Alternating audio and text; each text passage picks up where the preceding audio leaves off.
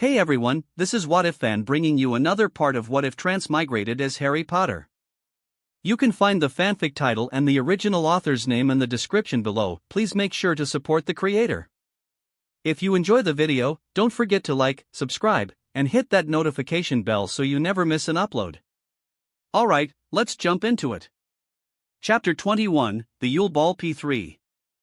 You look gorgeous. Daphne tried to hold in the blush that crept up on her cheeks, but it was a vain effort.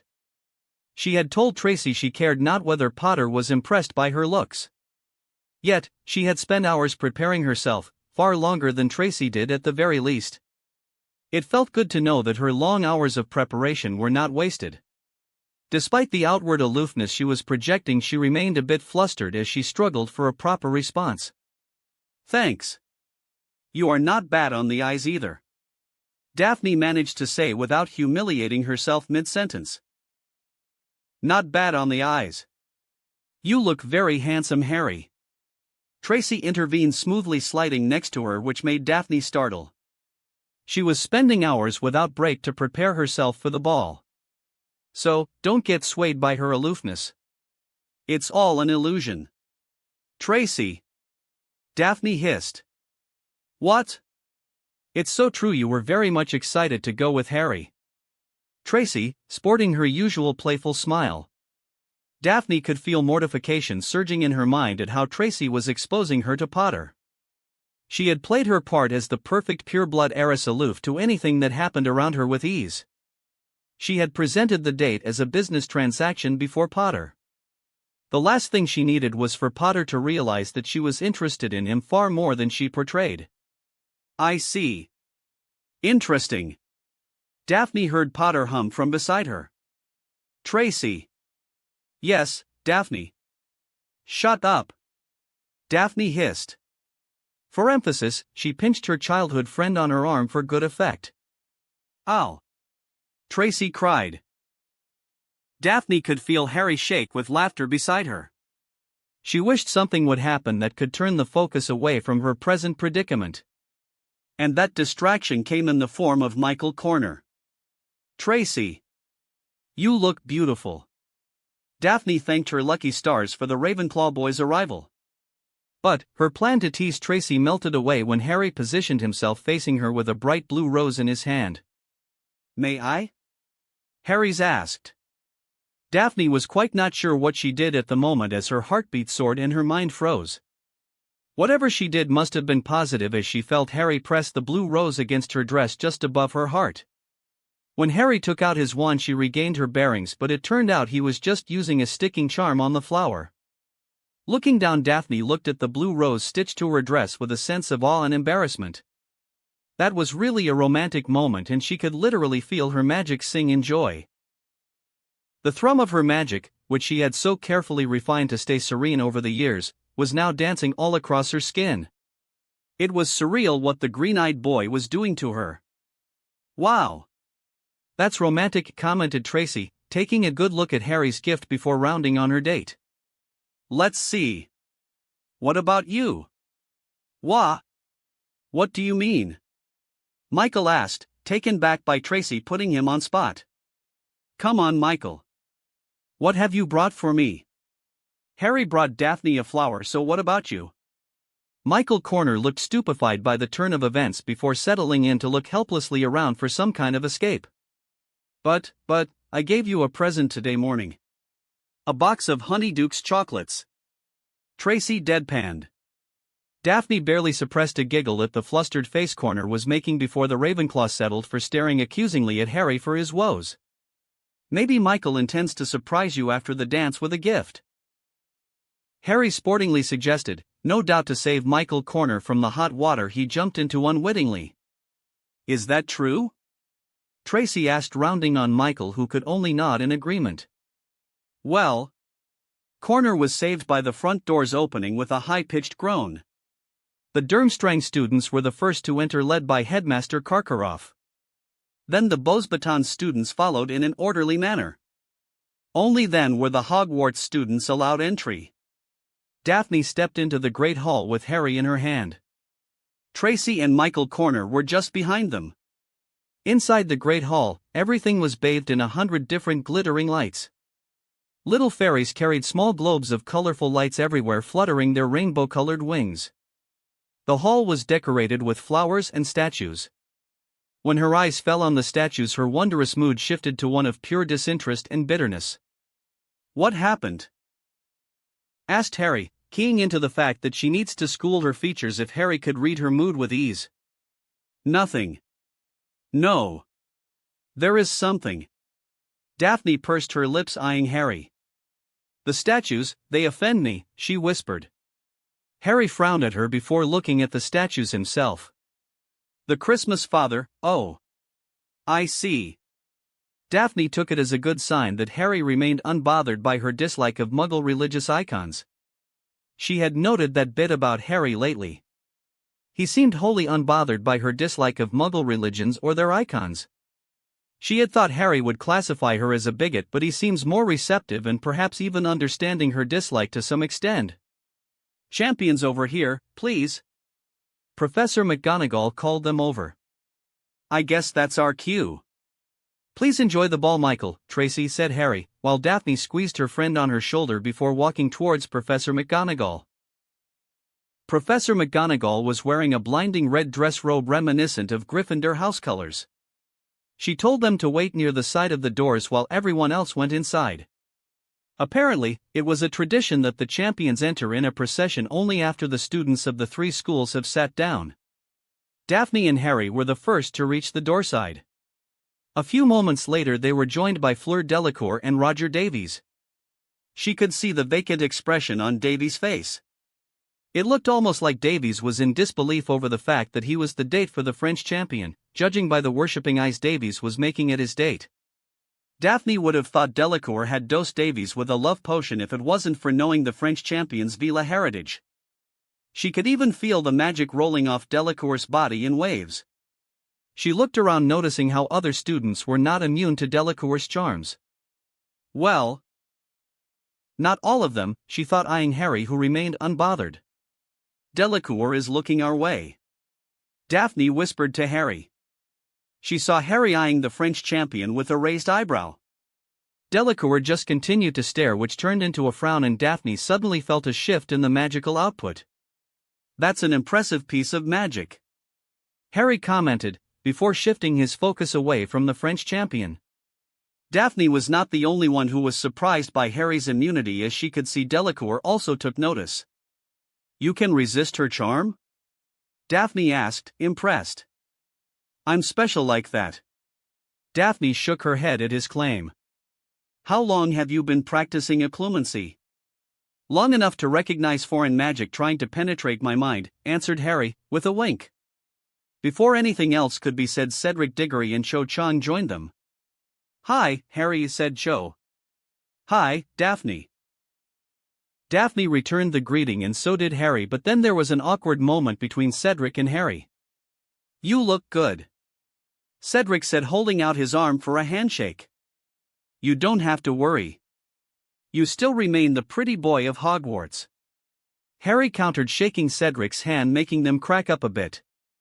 Just like that, the tension between them was lifted. "Looks like there are 3 seekers here," Daphne commented to lighten the mood. "Ha! You are right. For if you count Crumb," said Cho. "Speaking of which, where is Crew? Whoa." Daphne looked at what made Diggory reel back in surprise. Her eyes widened as she took in the person beside Victor Crumb. She managed to school her face back to neutral, but she eyed Hermione Granger with disbelief. The entire fan club of Crumb was looking at Hermione with the deepest loathing they could muster as they entered the Great Hall. Once everyone in the hall settled down, Professor McGonagall told them to get in line in pairs and follow her into the hall. Daphne stood beside Harry at the very front. Of the 4 pairs, they were the smallest, so she felt it was good that they led the procession. As they stepped into the hall, everyone in the hall applauded. The house tables have all vanished, and instead the great hall was filled with round tables with candle lights. The walls were covered in crystalline frost with a bluish tint. Large chandeliers hung from the ceiling, creating a stark contrast to the cloudy, starless skies displayed by the enchanted ceiling. Dumbledore smiled happily as the champions approached the top table. Daphne took great care to never meet Dumbledore's eyes, just as her mother warned her. She was nowhere near competent to withstand an assault from Dumbledore against her budding occlumency shields. Instead, she kept her focus on the other two heads of the schools. Karkaroff looked like he was ready for murder owing to the fact that Krum took a Muggleborn as his date. Madame Maxime looked rather happy, and Daphne thought she was the only one among the lot whom she considered to be a non-threat. Ludo Bagman looked like a clown, and he dressed that part as well, with his robes displaying bright yellow stars. Mr. Crouch, on the other hand, was absent, which she found odd but not so surprising. She was frankly surprised the Ministry had yet to sack the man, especially after all the scandals that came to light in the Prophet. Instead of Crouch, it was Percy Weasley who stood in place for the absentee judge of the Triwizard Tournament. When they reached the table, Percy Weasley drew out the empty chair beside him, staring pointedly at Harry. Harry in turn eyed her in askance, and she just shrugged. She cared not where they sat, and Percy was a former Gryffindor, so Harry might be on good terms with him. "I've been promoted." That was the first thing that came out of Percy Weasley's mouth, which made her roll her eyes. "I'm now Mr. Crouch's personal assistant, and I'm here representing him," said Percy, in a smug tone. Daphne hid the grin she was sporting with her hand, but she was not sure whether she succeeded, as she could see Percy Weasley frown at her. "Congratulations. If you play your cards right, you may even get his current position," said Harry. "What? What are you talking about?" Percy asked. "What do you think is going to happen after Sirius gets his trial? I won't let that man live the rest of his life in some warm retirement home. I'll see to it that he gets the same cell Sirius was locked in, and that's the least of his problems. If I can, I'll make sure he gets the kiss." That cleanly shut up Percy, who for the rest of the evening stayed silent as a grave towards Harry. Daphne didn't mind one bit. Turns out the most interesting conversation topics of Percy Weasley were cauldron bottom thickness and flying carpets, which he tried to impose on a very disinterested Ludo Bagman. Dumbledore took everyone's attention by clapping his hand and saying, "Pork chops." The golden plates that remained vacant on their table were suddenly filled with food. Soon, others followed to place their orders. "Broccoli chicken," said Harry, and his plate was suddenly filled with his preferred food. "House elves. You got to love 'em." Daphne nodded at Harry's comment before she followed suit with broccoli chicken as well. "Ha! One would think you are copying me," said Harry. "I just have the good sense not to consume heavy food this evening. We've got to dance, remember. Speaking of which, I hope you know how to dance." "Oh, I'm no expert, but I assure you, you will have your feet intact." "I better, or I'll make sure you won't walk as you do, Harry," she replied sweetly. Harry merely grinned and nodded. "I was meaning to ask. Did you like my gift?" Daphne's whole demeanor changed in an instant. She leaned in closer towards Harry, with her eyes gaining an unnatural sharpness. "Where did you get that book?" "So, you liked it, huh?" Harry asked, without divulging anything while taking a taste of his food. "Liked it?" "Harry, that was a very rare book." "How did you get hold of such a book?" she asked in a hushed whisper. "Rare book? I would categorize the book as rarest of the rare, seeing as no one possesses a written book by Salazar Slytherin, especially about healing magic." "SHHHHH. Daphne hissed, afraid someone might hear their conversation. "Where did you get it?" "Only those with Slytherin's gifts may find his knowledge as well. Consider the gift an apology for mentioning the curse openly. Although, I doubt many of your Slytherin peers truly grasped the meaning." Daphne stared long and hard at Harry, trying to find some sort of clue, but to no success. The book she received from Harry was indeed a copy of the original written work of Salazar Slytherin. She found it authentic because of the many advanced healing rituals and magic mentioned in the books, emphasizing the use of Parseltongue to enhance its effects. She would still have to show it to her father to see whether the book was an authentic copy, but seeing as it was Harry Potter who gifted her the book, she was sure of its authenticity. Her family had over the generations searched for Salazar Slytherin's works. While the fools of the British wizarding world would hail Slytherin as some evil wizard, her family knew the truth. Out of all the founders, no one has contributed as much as Slytherin in the arts of healing. Even the famed Helga Hufflepuff paled in comparison to Slytherin's knowledge and skill in healing magic. His Parseltongue was a unique gift that set him apart from all other founders. When Slytherin split from the founders, he took all his knowledge and research away with him. Only bits and pieces of his knowledge that he shared with his favored students survived the light of those days. Even those few bits that survived were jealously guarded by Slytherin's disciples. Ever since the blood curse took hold in House Greengrass, her ancestors have searched for every piece of Slytherin's knowledge. But anything that they could cobble together constituted a minuscule amount compared to Harry's gift. Daphne had seen her family's collection. There were only a few parchments of Slytherin's handwritten pieces in their library. The fact that Harry Potter of all people held an entire book written by Slytherin shook her. She had the urge to send the book straight to her father to see whether it was indeed a true version and not a fake. It was clearly a translated copy of the original work, but there are ways to confirm the book's validity. The only reason that she did not send it straight to her father was that she feared the book may get misplaced somehow. The book was too valuable to just send it away with an owl. She'd rather hand the book over to her father personally. "You should tone down your cold stare. People will think you are about to attack me," Harry whispered into her ear. Daphne was so far gone in her thoughts she had missed Harry moving close to her and whispering into her ear. She could feel his hot breath on her ear, and once again she could feel her cheeks get warmed up. "We need to talk later," she whispered back after she took a moment to compose herself. "Are you asking for another date, Daphne?" asked Harry. "What if I am?" she queried boldly, staring into those mesmerizing green eyes. If she looked carefully enough, she could read the undercurrents of magic thrumming inside Harry's eyes, and that she found fascinating. Harry gave her a lopsided grin and an accepting nod. Daphne went back to enjoying her food while making small talk with Harry. They removed all serious issues from their chat and instead focused on poking fun at Fleur's snotty attitude towards Hogwarts. They were not the only ones to take notice, as even the usually silent Crumb was a little irked by Fleur's obtuse complaints. Soon all the food on their plates were consumed. At that moment, Dumbledore stood up while tapping his wand on his glass. The clink could be heard across the hall, attracting the attention of all the attendees. "I believe it's time for the dance to commence," said Dumbledore, his enhanced voice traveling to every corner of the Great Hall. Dumbledore's eyes were twinkling away as the champions rose to their feet. Daphne took Harry's offered hand, taking to her feet. Dumbledore vanished all the tables with a swift wave of his wand. Daphne let out a shiver as the headmaster's magic swept through the room. She could feel Dumbledore's magic, which was refined, but she could feel the potency of the magic. It was just as her mother said.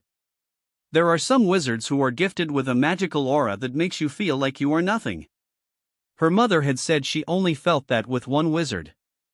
Although her mother never divulged the identity of that wizard, she was sure it was Dumbledore. She'd have also suspected the Dark Lord, but her mother had some less than savory opinions regarding Britain's Dark Lord. She'd put Harry in the same category. If Dumbledore was refined, Harry's aura almost felt primal. It felt like his aura was just waiting to burst out with a primal roar. That's why it was difficult for her to employ occlumency when she was near Harry. Her senses always remained out of sync with her mind, which affected her ability to construct barriers. It was almost fascinating and scary at the same time. "What are you thinking?" Harry whispered. Daphne nearly squealed when she felt an arm on her waist dragging her forward. Her right hand clasped with Harry's left hand, and they slowly made steps on the floor with the Weird Sisters humming a slow mournful tune in the background.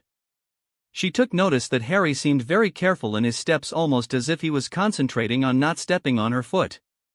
"Don't worry too much and relax. You look like you are trying to avoid committing murder," commented Daphne, in parts to switch the conversation away from her lapse of mind. "Nice deflection. But I'm all the more curious what's on your mind," said Harry, as he gripped her close to him, which made her press into his body more. This time she was ready for the onslaught of magical aura that was trying to creep into her. While Harry's magic remained very distracting, she had her barriers ready to keep them out from interfering. "You don't know leglomancy, do you?" she asked, not minding the closeness as she twirled around with Harry on the dance floor. She hardly paid any attention to anything else as her sole focus was on her steps and her dance partner. "You can relax. I'm not going to surf through your mind," said Harry, letting out a laugh. "It's no laughing matter. And it's good to know you can't do that," Daphne said, with a huff. "Yet." Harry was quick to remind her. "I can't do it for now.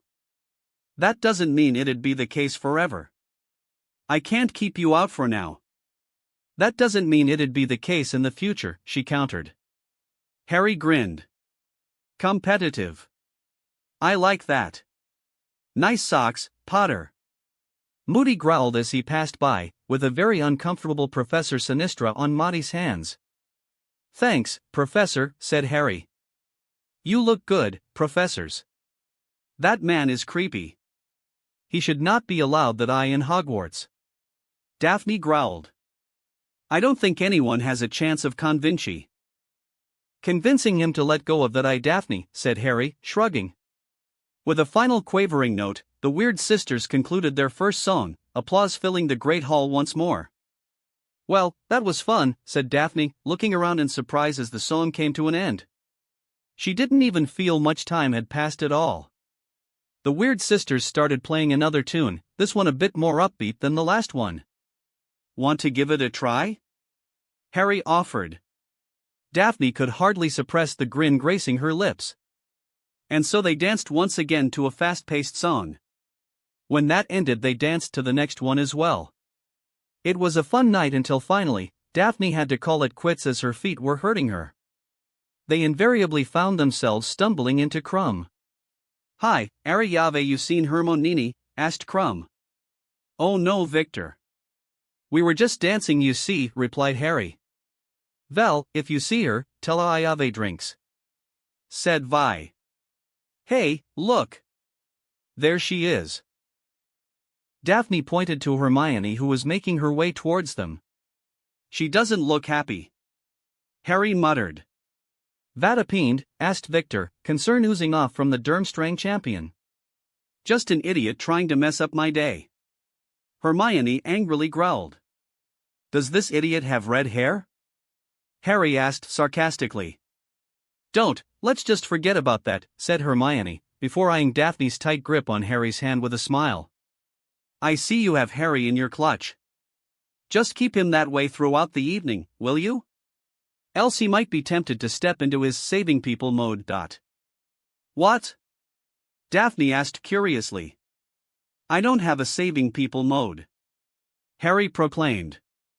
"Of course, you do. You were thinking about doing something to Ron." "I suggest you forget him and enjoy this evening," said Hermione. For the record, there was no one to save, only a jealous redhead moron to be taught a lesson in manners. They spent a better part of the night with Hermione and Victor Crumb at a table with some drinks.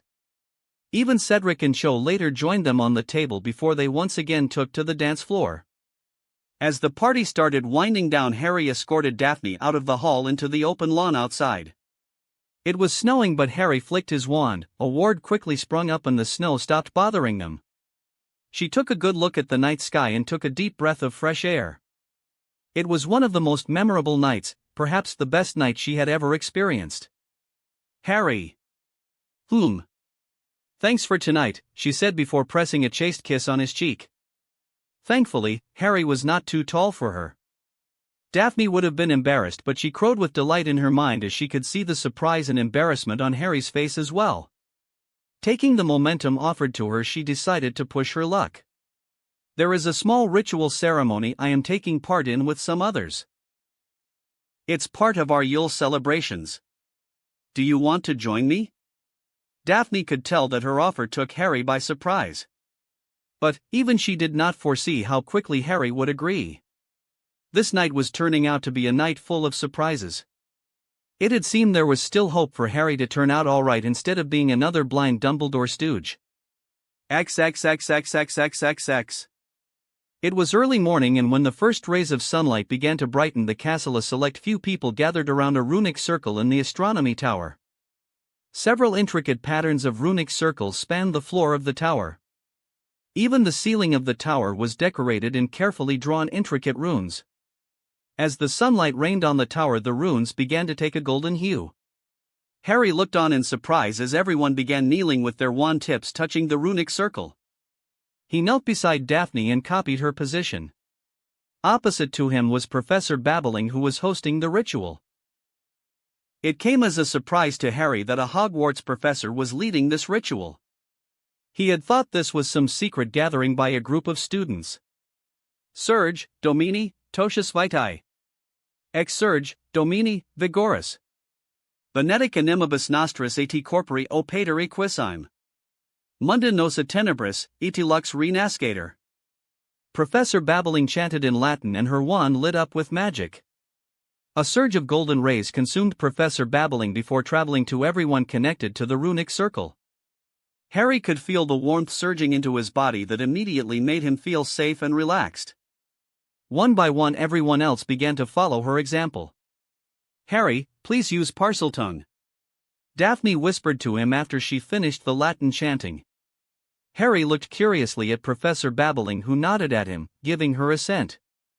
Picturing a snake in his mind, he began to chant in the tongue of serpents. "Rise, Lord of all life. Rise, Lord of vitality. Bless our souls and body, O impartial Father. Cleanse us of the dark and let the light be reborn." This time the magical surge was more discernible. The smell of ozone and earth filled the tower. Harry could even feel his magic surge with a bright green aura.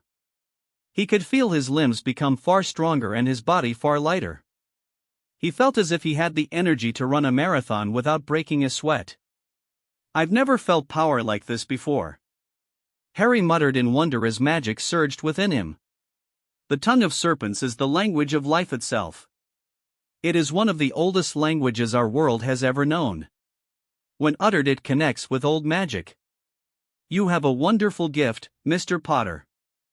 Use it well," said Professor Babbling. Harry merely nodded as he was still drunk on the magic that was coursing through his veins. Others were not faring any better either.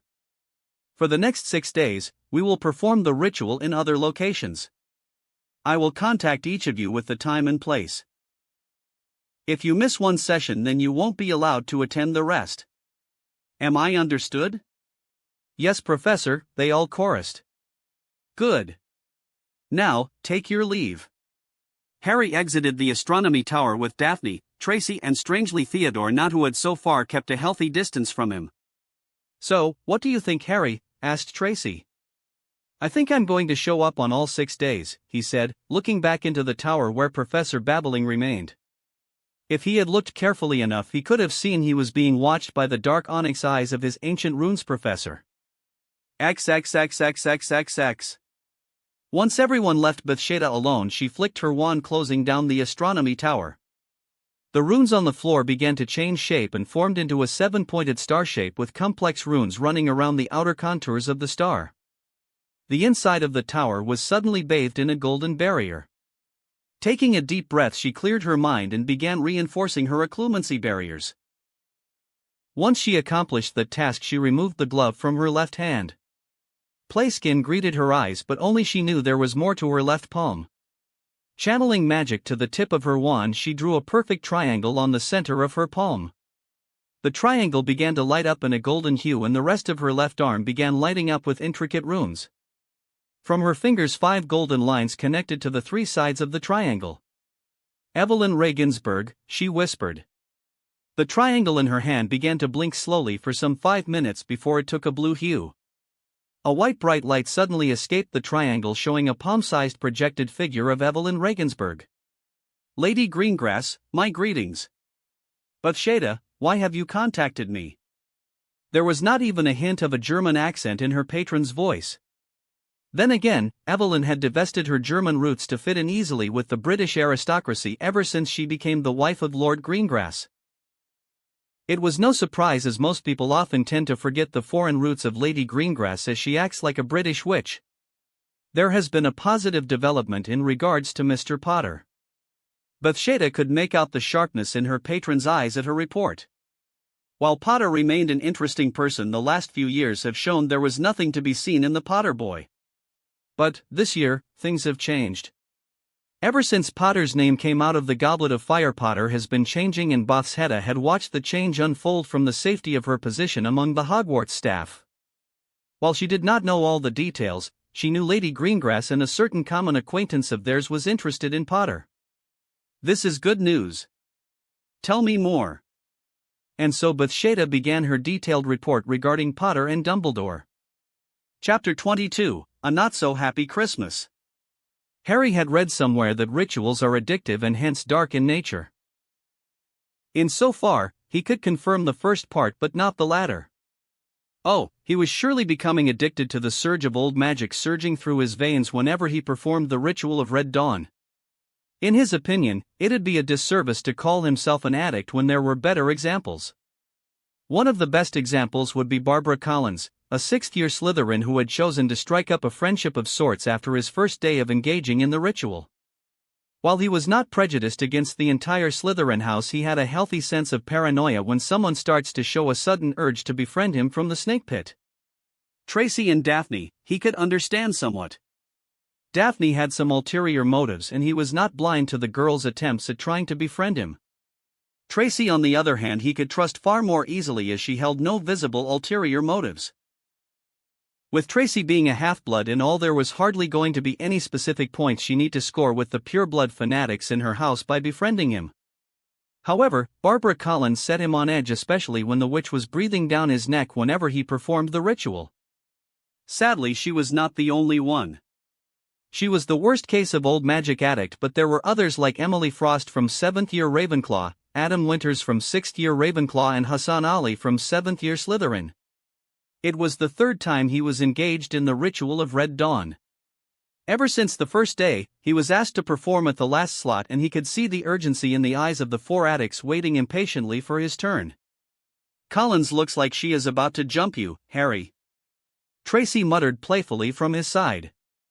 "Am I the only one who was weirded out by those four?" he asked, keeping an eye on the almost eager gazes the four addicts were throwing in his direction. "I have never heard this ritual could become addictive in any way. Only rituals involving blood sacrifice are deemed dark by the Ministry," he heard Daphne comment from Tracy's side. A comment that he didn't necessarily agree with, as the Ministry does prohibit other rituals that do not involve blood sacrifice. He has been reading upon Ministry regulations on the area ever since he began planning the aura stabilizing ritual in order to advance his occlumency skills. It was in the Ministry's interest to keep wizards and witches less powerful. Harry could understand the reasoning behind the Ministry's actions. Wizards like Dumbledore and Voldemort have the power to make the Ministry irrelevant. For a bureaucratic organization like the Ministry of Magic, a powerful wizard or a witch is an existential threat. After all, why should any wizard or witch bow to weaker members of their kind? This was why the Ministry always tried to keep the number of powerful wizards to very few. They classified certain disciplines of magic to be dark in nature and illegal to weed out those who aimed to increase their magical power. And somewhere along the way, someone will inevitably slip their grasp. If they do, they will be cajoled to join the Ministry. The perfect example of this case would be Dumbledore. Those who do not want to join the Ministry and conform to the rules and regulations end up opposing the Ministry. These witches and wizards get the label of dark wizards or dark witches. And the most exceptionally powerful among them end up being called the Dark Lord. Some are assigned this label while some adopt it. Voldemort fell into the latter category as he chose to adopt the title of Dark Lord. So the Ministry's definition of dark and light magic always had a political agenda. The true defining line, in Harry's eyes, lay in intent more than anything else. Sometimes, even intent tends not to be enough in judging the nature of magic. Everyone, time's up. "Touch your wands to the runic circle," said Professor Babbling. The ancient runes professor had chosen their ritual venue in the greenhouse for some odd reason. Harry was not exactly sure why this particular venue, but he was all for it. The previous one was near the Black Lake, and that was not fun at all. The constant piling up of sleet and howling winds were quite a distraction. Even now, snow was piling up outside the glass panes of the greenhouse. The ritual started in earnest as the first light of the rising sun began to usher in warmth, consequently lighting up the runes scribed on the floor. Professor Babbling was the first to start the ritual, followed by other students, until finally, it was Harry's turn. Rise, Lord of all life. Rise, Lord of vitality. Bless our souls and body, O impartial Father. Cleanse us of the dark and let the light be reborn. Just like the last two times, the magical energy surge was phenomenal. This time, rather than enjoying the surging power within his body, he was rather keeping an eye on the eager looks from Barbara Collins. Mr. Potter, stay behind. All others, leave, ordered Professor Babbling. Harry could hear the disappointing groans from the four addicts. As the rest of the students took their leave, it was just him and Professor Babbling inside the greenhouse. How are your studies going? Is Miss Davis being helpful? Asked Professor Babbling, as she began flicking her wand here and there, dismissing runes with a flick of her wrist. Oh, Tracy has been very accommodating, Professor. You are satisfied with Miss Davis as your tutor? Yes, Professor. Harry admitted. He would have opted to change to Hermione, but Tracy was quite fun to be around, as she did sort of go out of her way to help him. It'd be rude to disparage Tracy's honest efforts in the last few weeks. That's good to hear. Professor Babbling mumbled. Harry eyed his ancient runes professor and her casual way of dismissing runes from the floor. That was an interesting skill, but he thought to ask about that another time. Professor, do you mind if I ask something related to the ritual? He inquired. The library holds many books about the ritual of Red Dawn. Nonetheless, ask away, Mr. Potter, said Professor Babbling, pausing her work to give him her attention. Why is it Barbara Collins and the other three are addicted to my magic? They are not. Professor Babbling answered him crisply. What? He was a bit taken back by Professor Babbling's answer. But they were showing signs of addiction. No, they weren't, Potter. At least, they weren't showing addiction to your magic. They are addicted to the cleansing nature of the ritual. Your gift of Parseltongue just happens to pull old magic into the ritual in great quantities. Even if you were to stop using the Parseltongue, those four would have shown addiction. But why? He was flummoxed by the explanation. Is this ritual dark in nature? Not at all. The ritual we perform invokes the resurgence of light within our body. Those who carry the stain of dark magic, however, will experience addictive symptoms. The dark devours the light as it is in its nature to do so. Harry remained confused by this strange explanation. How could the dark devour the light? The whole purpose of the ritual is to cleanse the dark, was it not? Yes, the ritual is meant to cleanse the dark, Mr. Potter. But understand the very nature of dark magic. It seeks to subvert anything and everything. Even the light is no exemption to the predilections of the dark. That is why the cleansing ritual lasts for 7 days. If it was so simple, one single ritual would have sufficed, said Professor Babbling. Oh. That makes sense, I suppose. He mumbled before looking at the professor curiously. Professor, if you know they have used the dark magic, shouldn't they be warned, or done something? What they do in the confines of the privacy of their homes is not mine or anyone's business. They do have the freedom to perform any type of magic behind closed doors of privacy. So long as they are not performing them in public, nor are they using it to harm others or themselves, then I don't see any problem. Perhaps his disagreement with her opinion must have shown on his face, cause Professor Babbling decided to elaborate. An educator's job is to give as many tools and options to a student. If I decide to fix a set of values as ideal and pour it down the throat of my students, that's not education. As students, you must have the freedom to choose your own paths. Else, rather than being educated, you'd be indoctrinated. In a strange sort of way, it made some sense. Anyhow, he'd be keeping an eye on those four. But he won't be spreading any rumors about those four in Hogwarts. It'd be rather hypocritical of him to do so when he was already researching dark rituals and spells in his free time. XXXXXXX. Harry returned to the Gryffindor Tower after his scheduled class with Professor Vector. As the Yule holidays were yet to conclude, he was still getting special classes from Professor Vector, and by the end of the week he was going to face a test in arithmancy. This test would determine his continued presence in arithmancy class. As such, he has been terribly busy preparing for the exam, leaving him almost no time for other activities. This is why he had not even deigned to pay a visit to Hagrid, who had unwittingly become the subject of Rita Skeeter's scathing articles. Somehow Skeeter managed to get a hold of Hagrid's life history and she outed him as a half-giant. She went into great detail describing Hagrid's obsession with dangerous magical animals and even the circumstances behind his expulsion. Of course, all of this was highlighted to take several potshots at Dumbledore himself, questioning his judgment. Objectively speaking, Skeeter does have a point in questioning Dumbledore's decision to hire Hagrid as a professor of Hogwarts. While Hagrid was indeed an exemplary handler when it comes to magical creatures, that do not mean he is a professor material. Hagrid's idea of teaching is to throw every interesting dangerous creature known to wizardkind at the students, hoping everyone would like them. This was not exactly a method of teaching, and Hagrid was nowhere near enough trained or qualified to hold the post of a professor in any school. So, even though he was empathetic to Hagrid's current predicament, he thought Skeeter was not in the wrong to paint a bleak picture of Dumbledore's hiring process. There was a long line of incompetent or outright hostile buffoons occupying and had occupied teaching positions in Hogwarts because of Dumbledore. The names like Binns, Snape, Lockhart, and Quirrell came to mind. Even so, he planned to find some time late in the evening and have an in-person talk with Hagrid. Hagrid's shoddy teaching skills notwithstanding, the man was easily likable and sort of deserved some leeway. After all, Hagrid was one of the earliest victims of Voldemort's rise to power.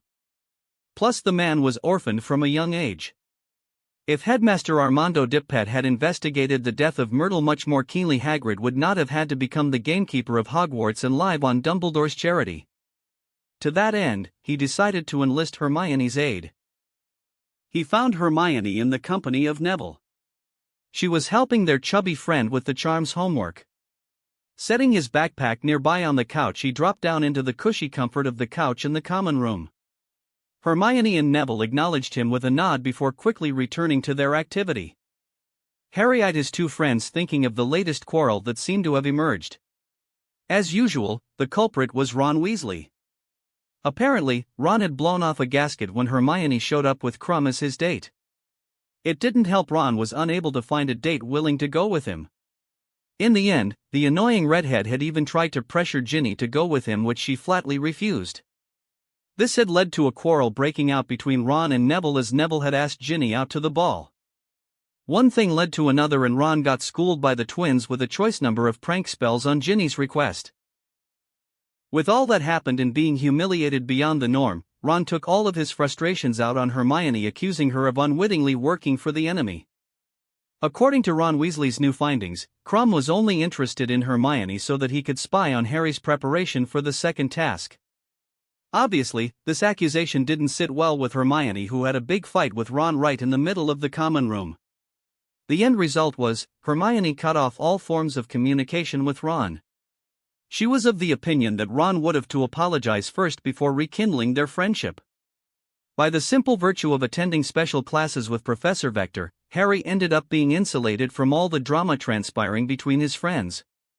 In a way, Professor Vector saved him from some needless teenage angst and drama.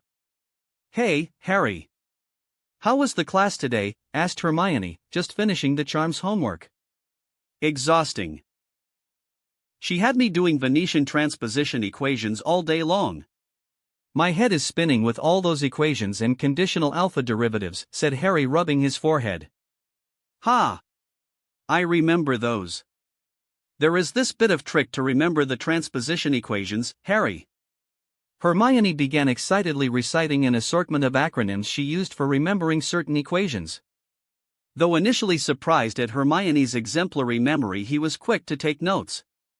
2 more days and he would be having a test, and he doesn't intend to fail that by any means.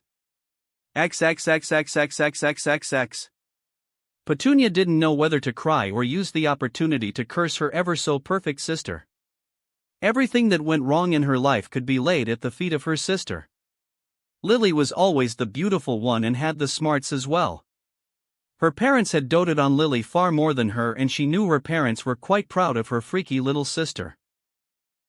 Yet, for all she could find faults in her parents, she blamed the freaks and their magic for ruining her perfect family. If Lily hadn't shown signs of magic, then Petunia was sure she would have gotten along well with her younger sister. Magic was the accursed thing that tore her family apart. It took her sweet sister away and made her into a freak. It had even bamboozled her normal God-fearing parents. She had hated anything to do with magic ever since Lily went to that freakish school. To this day, that hatred had never simmered down. If anything, she only felt more hatred seeing as she got saddled with her freakish sister's freakish son. She knew the boy had magic when those good-for-nothing freaks left the boy outside her doorstep. But it was her hope that the boy would not be a freak like her sister. Alas, that was not to be. Unlike her parents, she was prepared to raise her son alongside a freak like her nephew. This was the reason why she ushered her little dudders with unconditional love. 'Cause she feared her dudders might end up like her, feeling less adequate because of lack of magic. So, when her freakish nephew got the Hogwarts letter, her dudders was not left feeling inadequate. She had done what her parents had refused to do for her. But now, looking at the angry red boils all over her son's face, she couldn't help but curse her sister and her freakish nephew. She knew this was somehow the freak's fault. Her precious dudders had fallen ill after eating a bar of chocolate on Christmas morning. At first, there was nothing wrong with her son, but after eating a few chocolates, her son's face began to turn into a giant inflated balloon. Then he began coughing up salt water all over the floor. Till Christmas noon, her son continued to be sick. Then all of a sudden, everything stopped before her son's face began to get covered with angry red boils. She had cried and complained at the suffering of her poor dudders, which had made Vernon rampage all over the house, claiming to bash the freak's head when he returned from that blasted school full of freaks. Casting one last tearful look at her sleeping dudders, she carefully extracted herself from the room. Closing the door behind her, she traced her steps to the dinner table where Vernon was sitting with a sizable cake on his plate. "Is he asleep?" asked Vernon, once she sat on a chair. "For now. My poor dudders. He was crying all day long." Petunia choked back a sob that threatened to escape her throat. "Those sleeping pills worked then." "That's good," said Vernon, sighing in relief. "We couldn't even bring him to a doctor." "Oh, how much pain my poor dudders must have felt," cried Petunia, rubbing away the wetness from her eyes. "We couldn't have brought him to a doctor, pet," said Vernon, taking her hand in his. "How would we explain his sickness? We can't say he ate a candy made in the freak's world. We would be laughed out of the hospital. It's all that freak's fault. I'm sure those redhead freaks are behind this. They want to ruin our normal Christmas," said Petunia. "That ungrateful freak will rue the day he was born after I'm done with him this summer." Vernon growled, before jabbing his spoon into the cake and scooping out a significant slice before stuffing it into his mouth. "It's a lovely cake, pet. Shame Dudley didn't get to taste this one." "Although, you should not have put strawberry in the cake," said Vernon, gorging himself more of the cake. "Strawberry? I didn't put any strawberry on the cake," said Petunia, frowning. All of a sudden Vernon paused. Petunia didn't miss the way her husband's whole demeanor changed. One moment Vernon was enjoying the cake and the next he was stiff as a board. "Vernon? What's happened?" "Vernon," she shook her husband, but her husband refused to answer. Vernon's eyes darted all around in panic. He suddenly jumped out of his chair. The unintended consequence being he flipped the dining table because of his stomach's wide girth. Vernon began convulsing while Petunia fretted around in the dining room in panic. Vernon continued to convulse unimpeded. As seconds ticked by, his convulsing got worse. His limbs were all over the place and he began spinning with his whale-like girth. His meaty paw even smacked Petunia right across her cheek, making her see stars. Then all of a sudden Vernon stopped thrashing around. Petunia looked at her husband as she picked herself up from the floor. A thin trail of blood dripped down from the corner of her mouth. "Vernon! What are you doing?" she cried out, but her husband remained comically silent. Vernon remained standing in a strange pose. He had his legs apart wide, imitating a sitting posture while standing on his legs. His eyes were crossed over. Petunia slowly made herself move towards her husband, afraid he would hit her again. All of a sudden Vernon opened his mouth as if to scream, but no sound came. Vernon, she hesitantly called. Vernon let out a grunt and then he screamed. Ah! But, the screaming was accompanied by a thin trail of flames from his back door. Seeing this, Petunia screamed and she rushed into the kitchen to collect water to douse the flame. She threw a bucket full of water on Vernon's fiery ass. Thankfully, the flames stopped pouring out and she could see smoke rising out of Vernon's pants. With a loud thud, her husband fell over on the floor. For a moment, Petunia stood there holding the bucket while staring gobsmacked at the angry red ass cheeks of her husband. She felt her limbs go numb and the bucket fell from her arms. The clatter made by the bucket echoed around the house almost unnaturally. She collapsed on her knees, letting out a soft wail of despair. A tap on her shoulder made Petunia freeze. She fearfully turned around only to see a hideous freaky creature that had large green tennis ball eyes standing behind her. "Master Harry says Happy Christmas," said the creature in a squeaky voice before snapping its fingers. It was then Petunia saw the frying pan floating in the air. She barely got the time to blink as the frying pan registered in her mind before pain flared on her head. It was a brief flare of pain before she descended into Morpheus' realm. Chapter 23, A New Professor. Harry was laughing uproariously and so was Sirius. They were sitting back comfortably on a plush cushion watching the entertaining events unfolding in the Dursley household in an enlarged mirror. When he had pitched the idea of turning the Dursleys' Christmas holidays into hell, Sirius was the one to suggest the use of a modified two-way mirror to bear witness to the events unfolding. Sirius somehow tampered with the enchantments to allow the mirror to store everything that was happening in the Dursleys. And now they were watching the debacle unfold. "I've to admit this is a wonderful piece of magic, Sirius," Harry said, admiring the piece of magic that allowed a magical TV of sorts to exist. "It's nothing big. I just tweaked the charms commonly used in magic mirrors," said Sirius, shrugging as if it was no big deal. "Besides, it was fun to do something interesting for once. I think I'm going to go mad by translating all those dusty old books and scrolls." "You won't have to worry about that. Your trial date has been declared. You would have to present yourself before the Wisengamot on January 25th. "Oh, they declared it?" Sirius asked, looking doubtful. "Not yet. But Andromeda wrote to me the trial date is set for January 25th. The ministry will announce it tomorrow." "Ha!" Harry frowned as he watched Sirius looking unseeingly into the distance. He gathered Sirius was reliving darker memories from his Azkaban ordeal, or perhaps Sirius was surprised by the fact that the trial was even going to happen. So, Harry reached out and touched Sirius's shoulder, startling his godfather.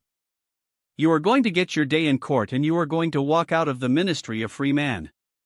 "I hope so, Harry." "I hope so, 'cause I can't go back to that hellhole," said Sirius, shivering at the very thought of being in close proximity of Dementors. "You won't," Harry promised. "Well, I hope so." Sirius shook his head. "Anyway, I've got to admit those Weasley twins are one hell of pranksters. They've got a wicked sense of humor. They'd appreciate that coming from a marauder and all. They are your greatest of fans. In fact, they recovered the map from Filch. They even managed to work out the password as well." "They did? How did it end up in your hands then?" asked Sirius.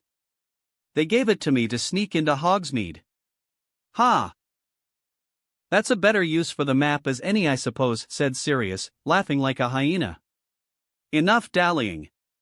Let's continue practicing deflecting spells," said Harry, standing up on his feet. Instead of focusing on offensive spells, Harry has been focusing on honing up his defenses. He didn't make this decision on a whim.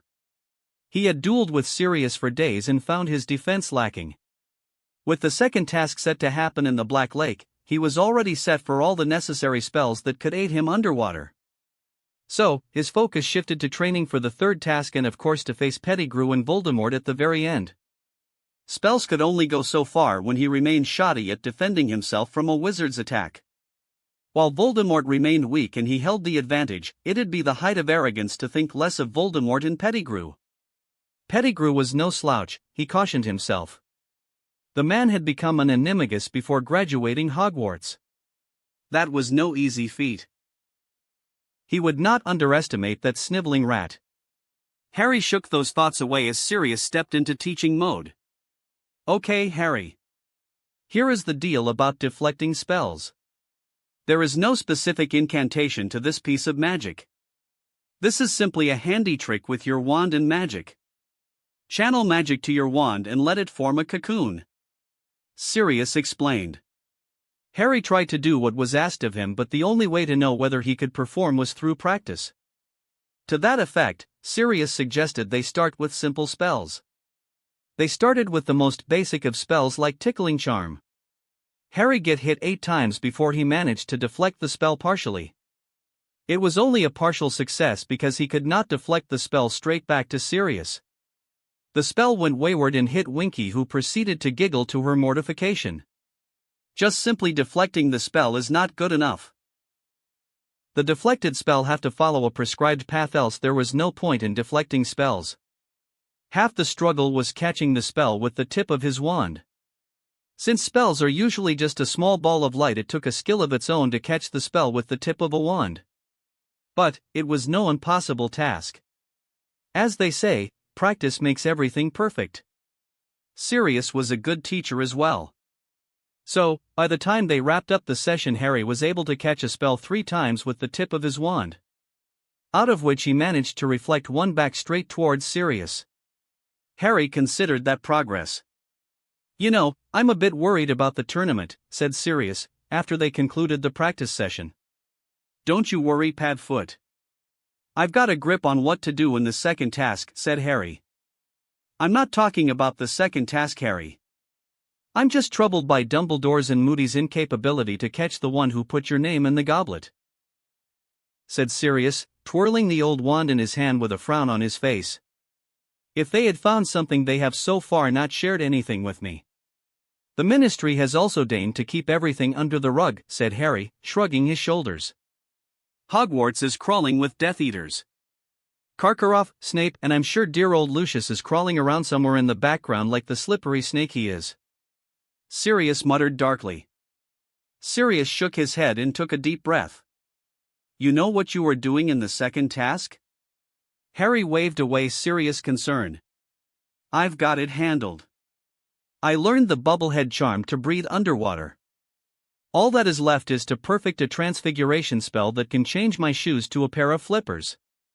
Well, if you've got the task handled, then there is only one important matter that I need to discuss with you, said Sirius, turning uncharacteristically serious on a dime.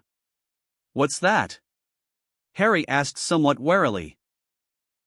You are a growing boy, and Lily would have wanted me to have this conversation a bit early. But I suppose there is no good time as any. Harry stared confusedly at Sirius with a raised eyebrow. Sirius leaned forward and placed his hands on Harry's shoulders. I'm of course talking about birds and bees, now that you have a girlfriend. Sirius smirked while Harry's eyes widened at where this conversation was going. Oh, come on. XXXXXXXXX. I'm fascinated by how those Heliosophine matrices work. Whoever managed to invent that math is a genius, said Hermione, excitedly chatting away with Tracy, who he'd got to admit was a nerd when it comes to arithmancy and ancient runes. Almost all arithmancy was invented by Egyptians to enhance runic magics in the time of pharaohs. Most likely its origins came from Herpo, said Tracy, just as enthusiastic as Hermione in discussing this topic.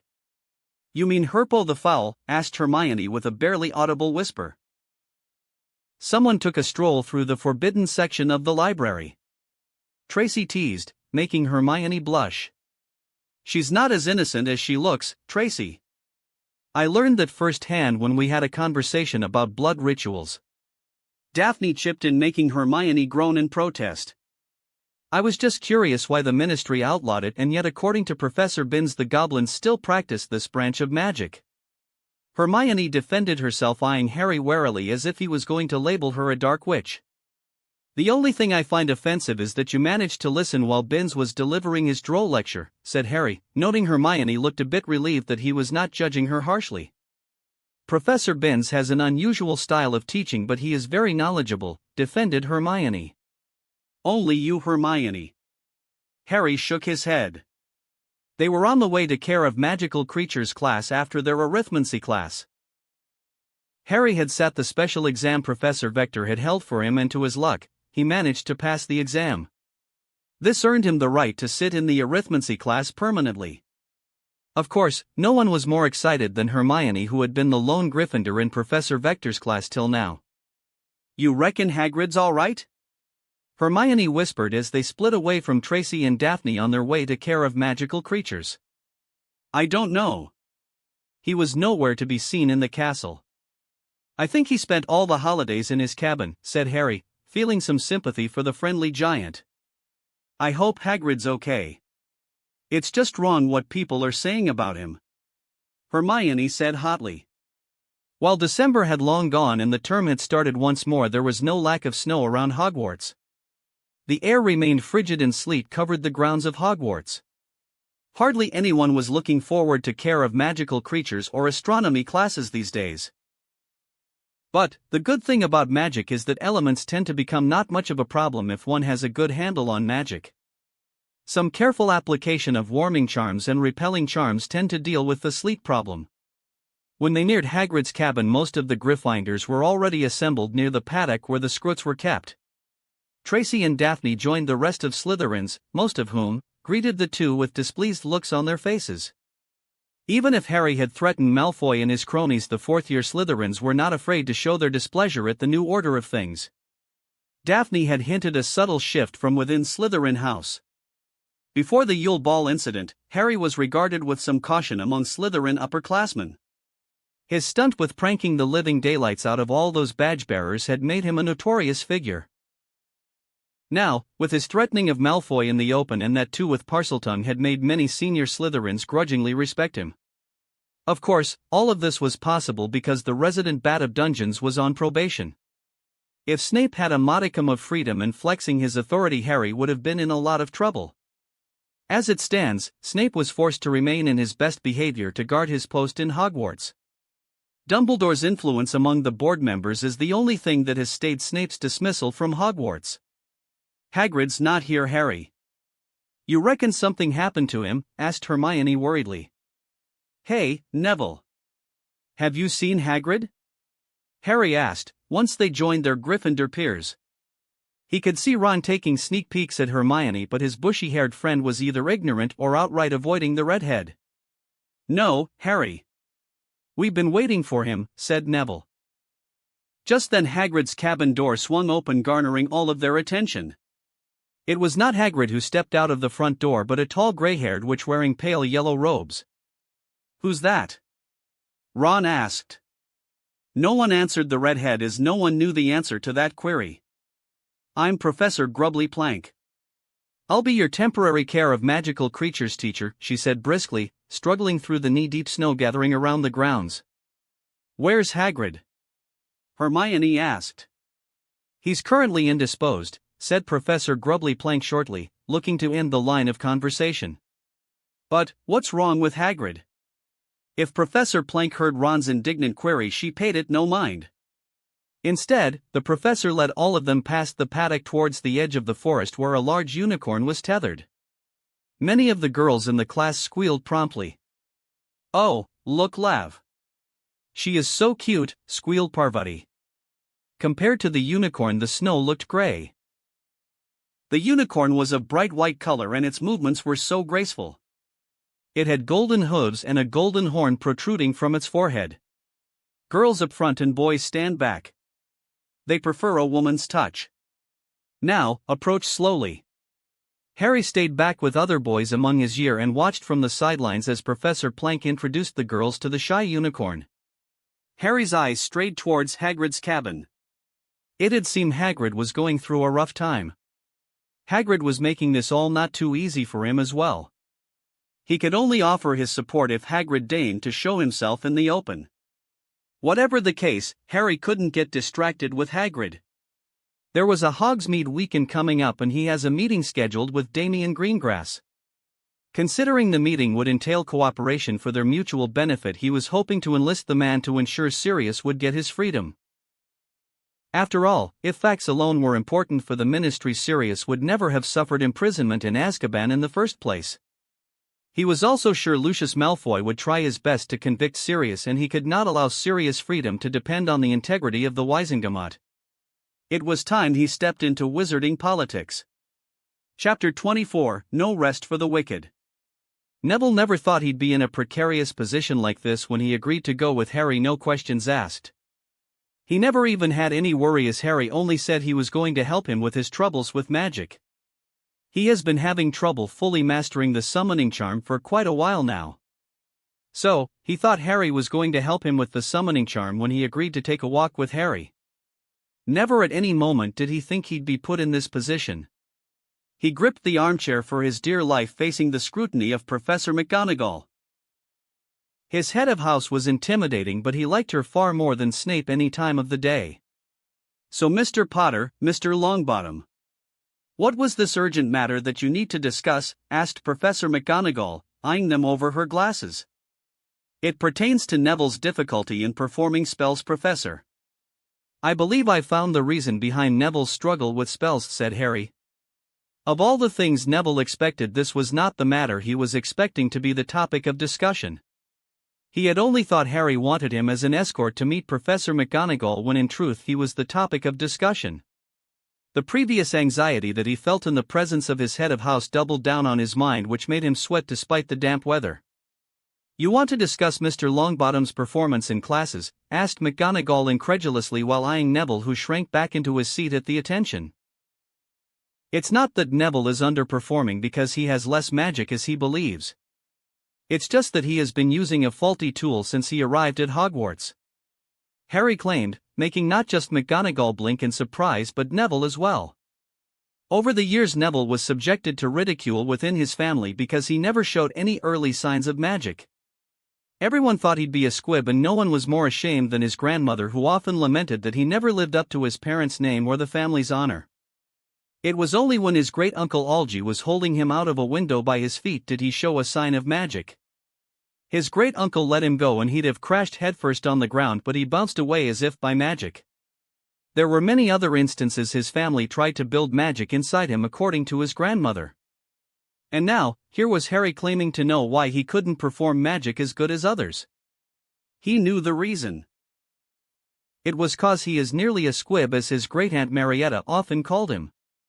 "Neville does not have a wand that is given its allegiance. He is using a legacy wand that remains resistive to his magic," said Harry, once again surprising Neville.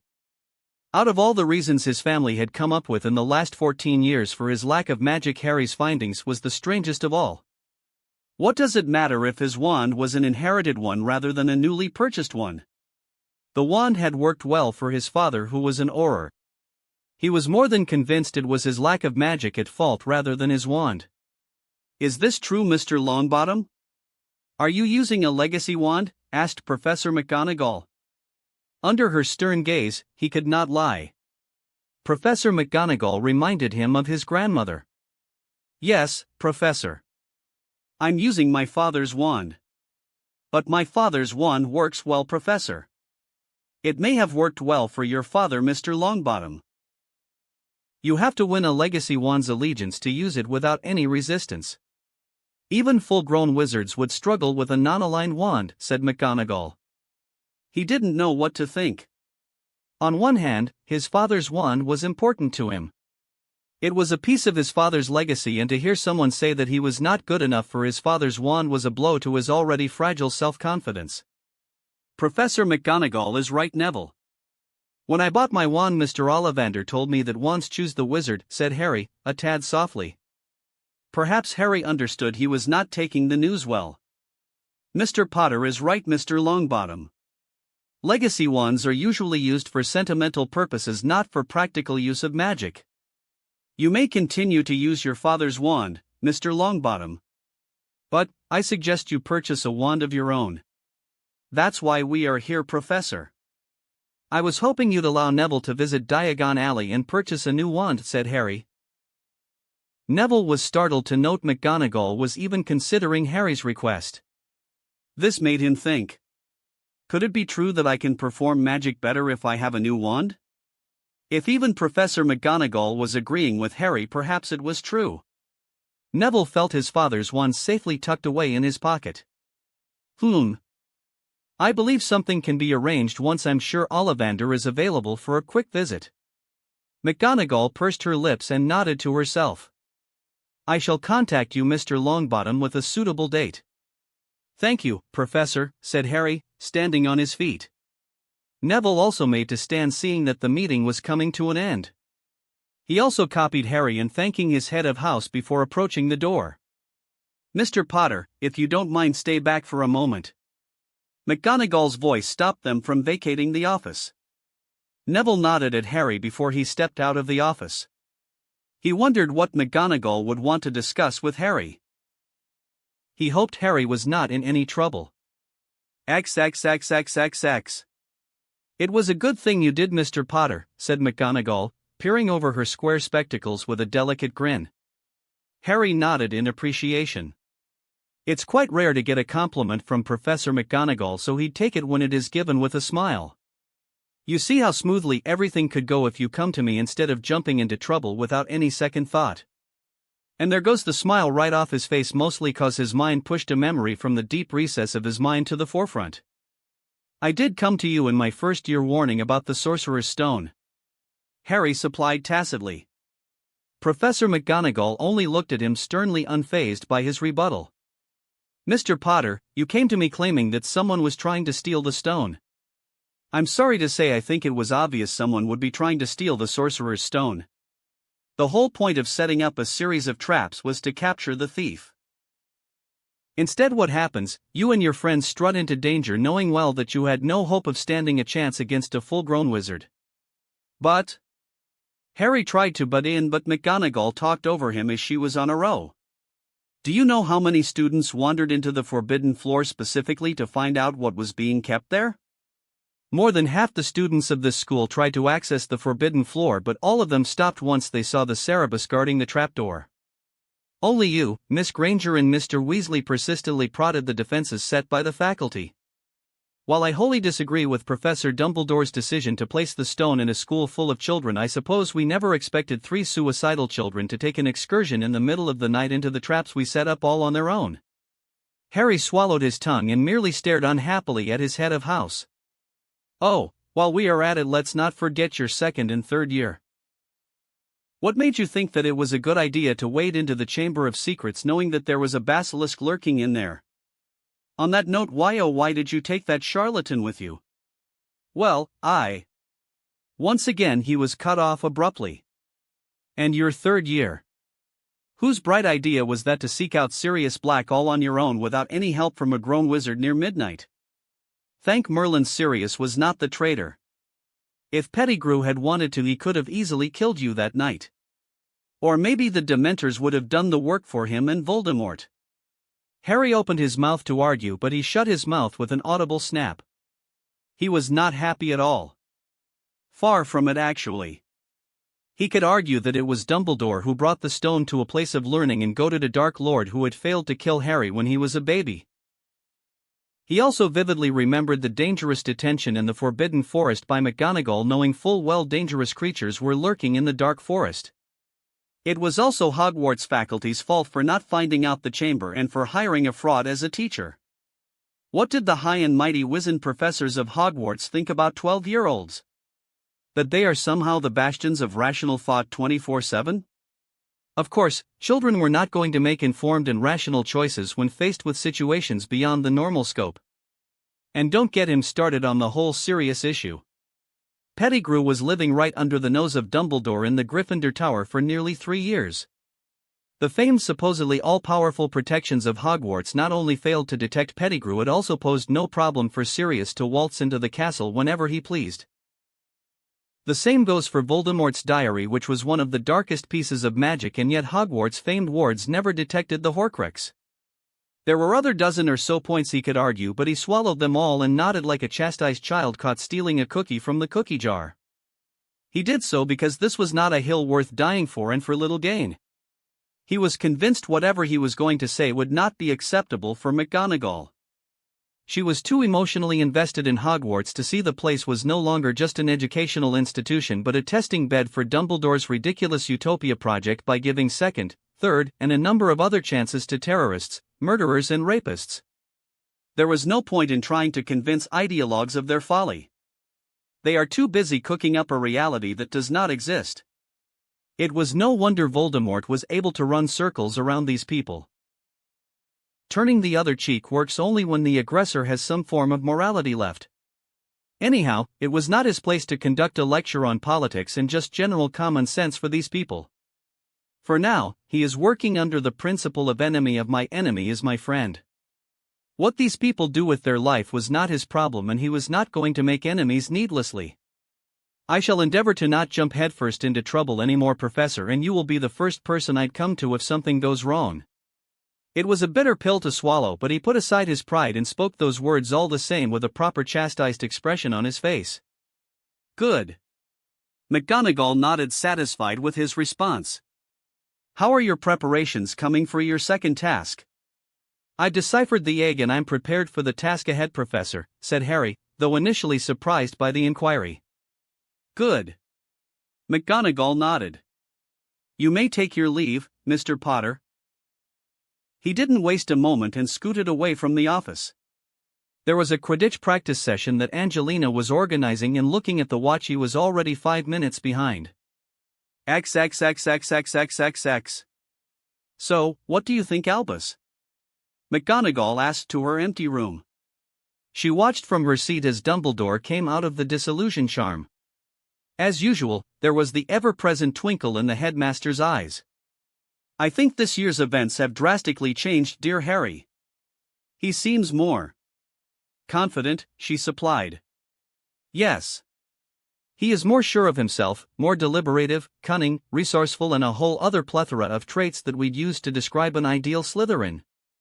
Dumbledore made his observation, adjusting his long beard while taking his seat across from McGonagall. The poor boy. He has been forced to grow up too fast. I know, Minerva, said Dumbledore, letting out a tired sigh. Each year I hope Harry would enjoy his time at Hogwarts like any other normal teenager, and yet the opposite happens. No doubt, it is one of my many failings. He played a major role in disrupting Harry's first year at Hogwarts. If he had any other option, he'd have avoided taunting Voldemort with the allure of the Sorcerer's Stone. Yet, it was necessary to take the chance, knowing he'd be endangering Harry's life by placing the stone at Hogwarts. He had to confirm Voldemort's survival, and as he suspected, it was too great an allure for Voldemort to not show up in Hogwarts. And just as he planned, Harry confronted Voldemort and even managed to chase the Dark Lord away from Hogwarts. Not only did this confirm the validity of the blood wards he painstakingly constructed to protect Harry, but the incident also ensured Harry was exposed to Voldemort in a somewhat safe environment. He alone knew Harry was destined to confront Voldemort at some point. So, better it be for Harry to realize what he was up against a bit early, albeit in a controlled environment.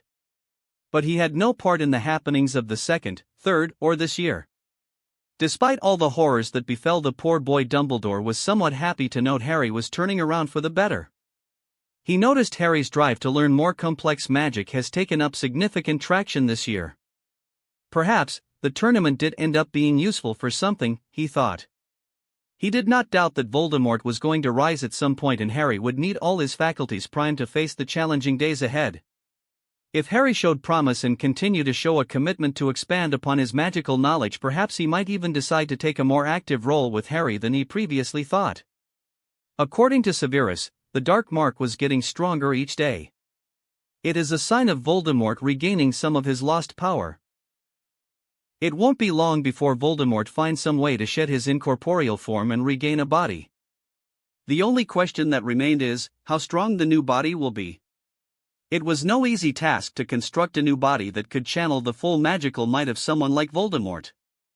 Only one living person in the world possessed the blood to restore Voldemort to his height of power. This was why he tasked Alastair to keep a close eye on Harry. As a descendant of Ignotus Peverell, Harry's blood will be potent enough to revive Voldemort, who is a descendant of Cadmus Peverell. It also did not help that Harry has somehow awakened the trait of Parseltongue. He was not sure how Harry was able to even use Parseltongue. The soul shard living inside Harry was carefully isolated by the blood wards he extracted out of Lily's sacrifice. So, either the Potters were descended from Slytherin, or the Peverell blood inside Harry extracted the trait from the soul shard of Voldemort. Nobody knew just how volatile Harry's blood is, like he does. From the moment of Harry's birth, he had noticed Harry possessed an almost unnatural magical saturation unseen in any other newborn. Then Voldemort unwittingly made Harry a Horcrux, making Harry nigh indestructible, at least magically. This was why he had chosen to place blocks on Harry's magic to let the poor boy slowly gain control over his magic. In Harry's second year, he rightly feared Harry's demise because of the basilisk venom, only to be saved by Fawkes. The combination of the deadliest venom and the most powerful of medicines, Phoenix Tears, has only increased the magic saturation in Harry's blood. He really ought to thank Professor Babbling for unwittingly erasing the blocks he placed without any adverse effects when she allowed Harry to perform the ritual of Red Dawn. Not only did the ritual manage to take those blocks safely away, it also seems to have settled Harry's erratic magic. So far, the ritual seems to have settled Harry's magic as far as he could sense. It was not a solution he had thought previously, and once again the course of time proved to him that sometimes he tends to dismiss simple solutions to complicated problems. Dumbledore was brought out of his musings when McGonagall went on to complain about Hagrid and how the poor fellow has barricaded himself inside his modest hut. As usual, when one problem is solved, another rears its head. He also remembered that he has a meeting scheduled with Alastor to discuss the investigation into Harry's selection by the Goblet of Fire. Alastor was sure Severus or Lucius was somehow involved. Only he knew Severus would never do such a thing, but he could not rule out Lucius Malfoy. It looks like he would be having a busy day ahead of him, and somehow he'd also have to find some time to talk with Hagrid. As the Muggle saying goes, there is no rest for the wicked. Chapter 25, A Meeting. This is getting ridiculous. Hermione huffed out. Harry wholeheartedly agreed. Hagrid was being ridiculous by locking himself inside his hut for days without end. The friendly half-giant was absent from all the classes which were now under Professor Grubbly Plank's care, not to mention his consistent absence during the mealtimes. "Why's he avoiding us?" asked Hermione, while they were walking through the corridors. They were in no hurry, so they were just walking at a slow pace. "Maybe he fears we would no longer be friends with him." "That's preposterous." "Why would he think that?" Hermione asked, exasperated. "He has lived all his life in the wizarding world where all magical creatures are discriminated. Look at what happened to Professor Lupin in our third year," Harry pointed out. "But we would be the last people in the world to discriminate against him. He should know that." Harry restrained the urge to roll his eyes at Hermione's naivety. It's not like people were super rational all the time. Sometimes, heightened emotions make people do stupid and unreasonable things. However, in Hagrid's case, Harry could understand the man's pain. Hagrid, despite his funny exterior, is a tragic character in all sense. In the grand tale of the British wizarding world, Hagrid is one of the unique people who happen to be inherently hated more so than the Muggleborns, Half-Bloods, or even other creatures. Hagrid remained the living embodiment of everything the pure-blood supremacists could not tolerate. Harry held no doubts the purebloods of Hagrid's time certainly considered Hagrid's father a traitor and may have tried their best to demonize him for his life choices. Truth be told, Harry didn't even want to think what was going on in Hagrid's father's mind when he decided to take a giantess for lover. But that point was moot, seeing as Hagrid got to face the music despite having no control over the circumstances of his birth. Despite Hagrid's personal troubles, the fact remained that Hagrid's absence in the care of magical creatures class is polarizing the student population. Professor Grubbly Planks was fast becoming favorites among the female half of Hogwarts and quickly spreading to the male half as well. Students preferred Plank's lesson plans instead of Hagrid's admittedly dangerous way of exposing his class to dangerous breeds of creatures. It also doesn't help Hagrid considered the most dangerous creatures on the planet harmless and misunderstood. Even Hermione, for all her huffing and puffing at Hagrid's circumstances, likes Grubby Plank's classes. This was the same for Harry as well. He learned quite a lot from Grubbly Plank's classes in a week than he'd learn in months. Sure, Hagrid has a unique gift in connecting with magical creatures. But Hagrid's gift was not exactly transferable, and a lot of what Hagrid can teach is useless from an examination point of view. Who knows, maybe we will come across Hagrid in Hogsmeade. He can't be spending all his time in his hut. He has to come out eventually, Harry suggested. On their way towards the castle grounds, Harry and Hermione came across Parvati and a Beauxbatons student emerging from a broom closet. Parvati froze upon seeing two of her housemates. The same could be said of Harry and Hermione, who never expected something of the like. Parvati was sporting disheveled hair and her uniform in quite a bit of disarray. The shifty look in her eyes and her inability to hold Harry's or Hermione's gaze acutely emphasized Parvati's present state of affairs. Seeing as Hermione remained paralyzed, Harry decided to ease the tangible tension. "Oh, hey Parvati. Going to Hogsmeade?" he asked, hoping his classmate would take the out he offered from her present predicament. "Ah, yes. We were just about to." "Oh, Harry, Hermione, meet Louis Monet." "Louis, meet Harry Potter and Hermione Granger," said Parvati, quickly introducing them to her brown-haired friend who was not at all fazed. "Bonjour." Louis greeted, shaking Harry's hand. "You performed the first task very well." "Thank you." "Enjoy the evening, Parvati, Louis," Harry said before giving a final nod to Louis. "Enchanté." With that, he was out of the place, dragging a shell-shocked Hermione out of the corridor with him. "Are we not going to discuss what we saw just now?" Hermione asked after a few moments passed. "Do you want to?" Harry inquired with a raised eyebrow. "Nope." "That's good." Harry nodded. "Although, I hope nothing improper happened," said Hermione, all of a sudden her cheeks flushed red. Harry thought of teasing his friend but let go of the matter. "Do you know what's up with Neville? He's been acting weird," said Hermione, then hastily corrected herself. "Well, weirder than usual." Harry just shrugged, not saying anything. Neville asked him to remain mum about the wand, and he'd honor that simple request made by his friend. He already breached a line on the sand by interfering with Neville's magic problems, even if it was in Neville's best interest.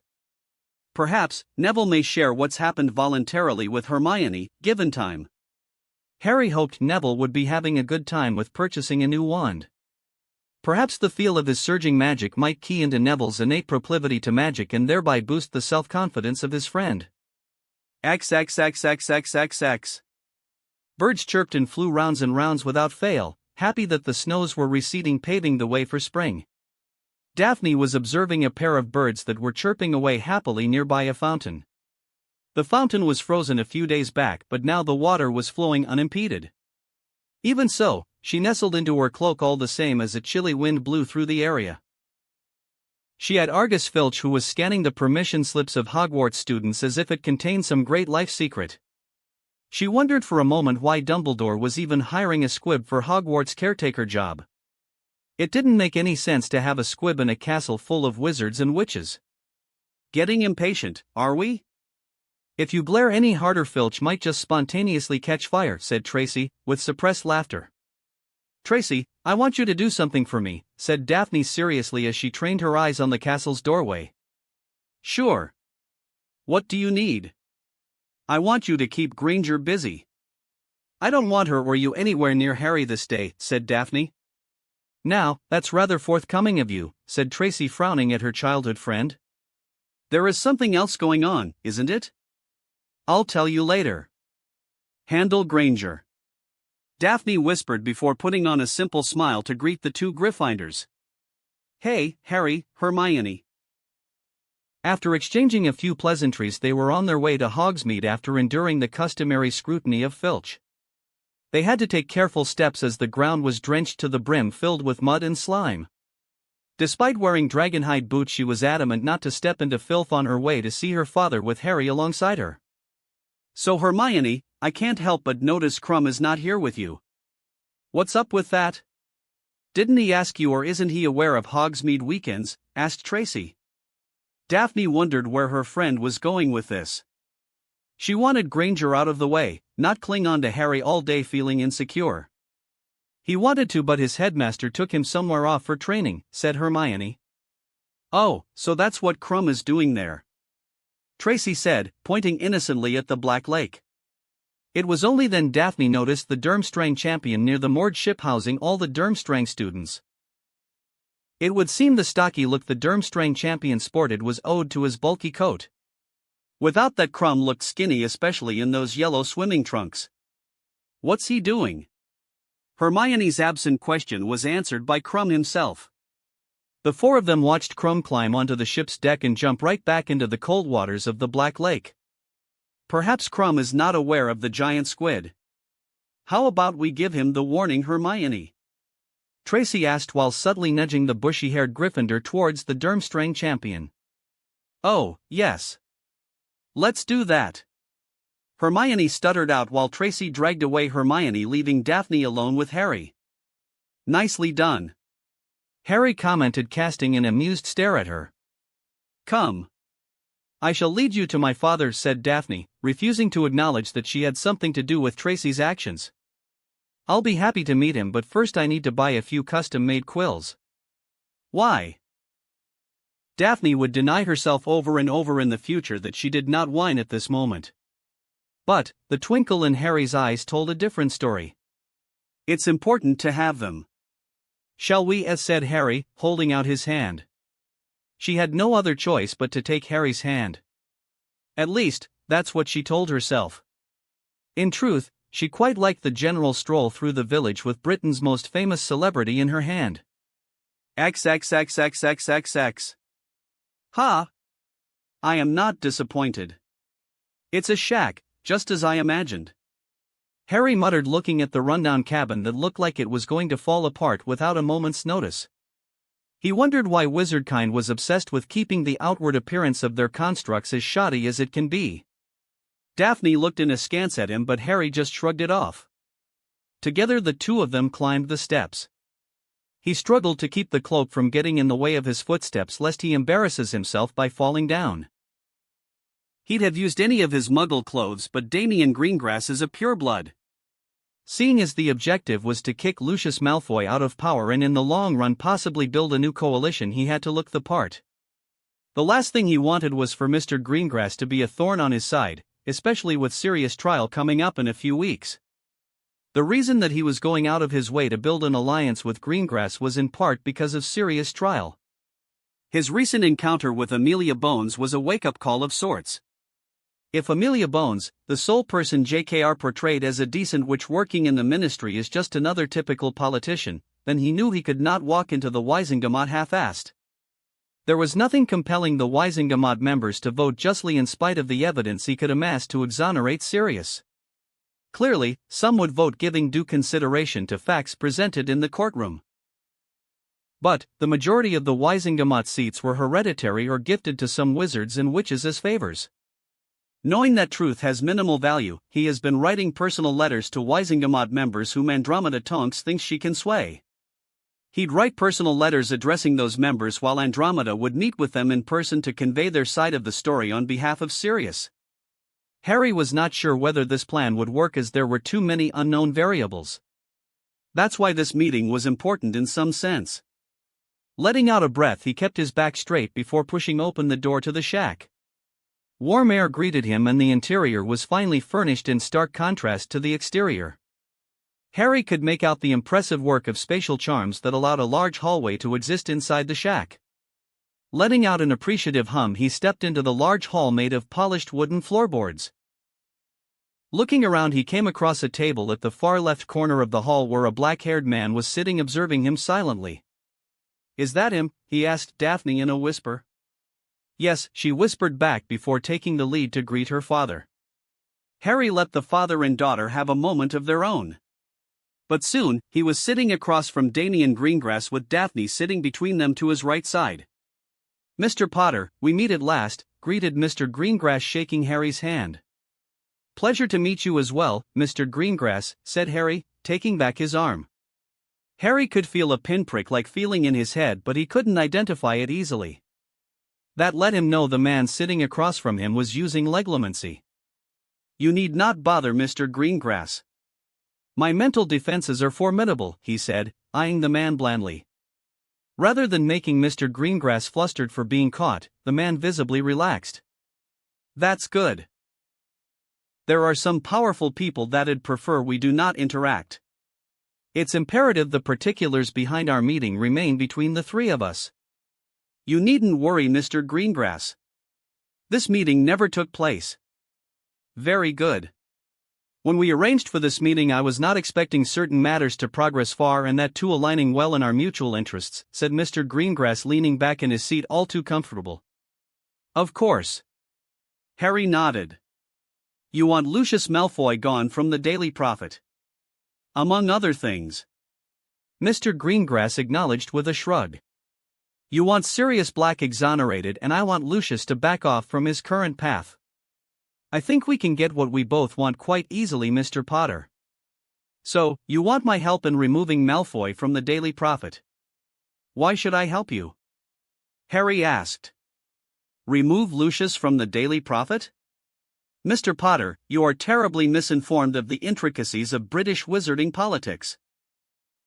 I don't blame that, as you are just a boy new to our ways, said Mr. Greengrass. Then all of a sudden he leaned forward. However, I find you quite fascinating, Mr. Potter, especially the little gift you have given my daughter. Mr. Greengrass eyed the book appreciatively. The book was the first thing Daphne discussed with her father since entering the shack. So, as a gesture of goodwill, let me give you a piece of advice. Stop wasting time by sending letters to Wisingamode members and instead attack Lucius Malfoy's source of wealth. Harry frowned at the Greengrass patriarch. I don't follow. Damien let out a sigh. Where do you think Lucius Malfoy gets the gold he throws around to bribe the ministry officials? The Black Vaults are indirectly under Lucius' control. If you have access to Sirius Black, then I suggest you use the man to deal a heavy blow to Lucius. Make it public and you will see the ministry and all his purchased friends leave him in droves. It will of course also put a stop to Lucius' campaign against Mr. Black. But Sirius is a fugitive. He can't be seen in public. Harry pointed out. Mr. Black is a fugitive to the ministry, not to the Goblin Nation. Here is what I'd do in your position. As Damien Greengrass explained the plan, Harry revisited his opinion on wizards and their lack of logic. It had seemed there are those who have fearsome intelligence in their heads, and underestimating wizards was a terrible misjudgment on his part. A mistake that he'd try not to repeat again.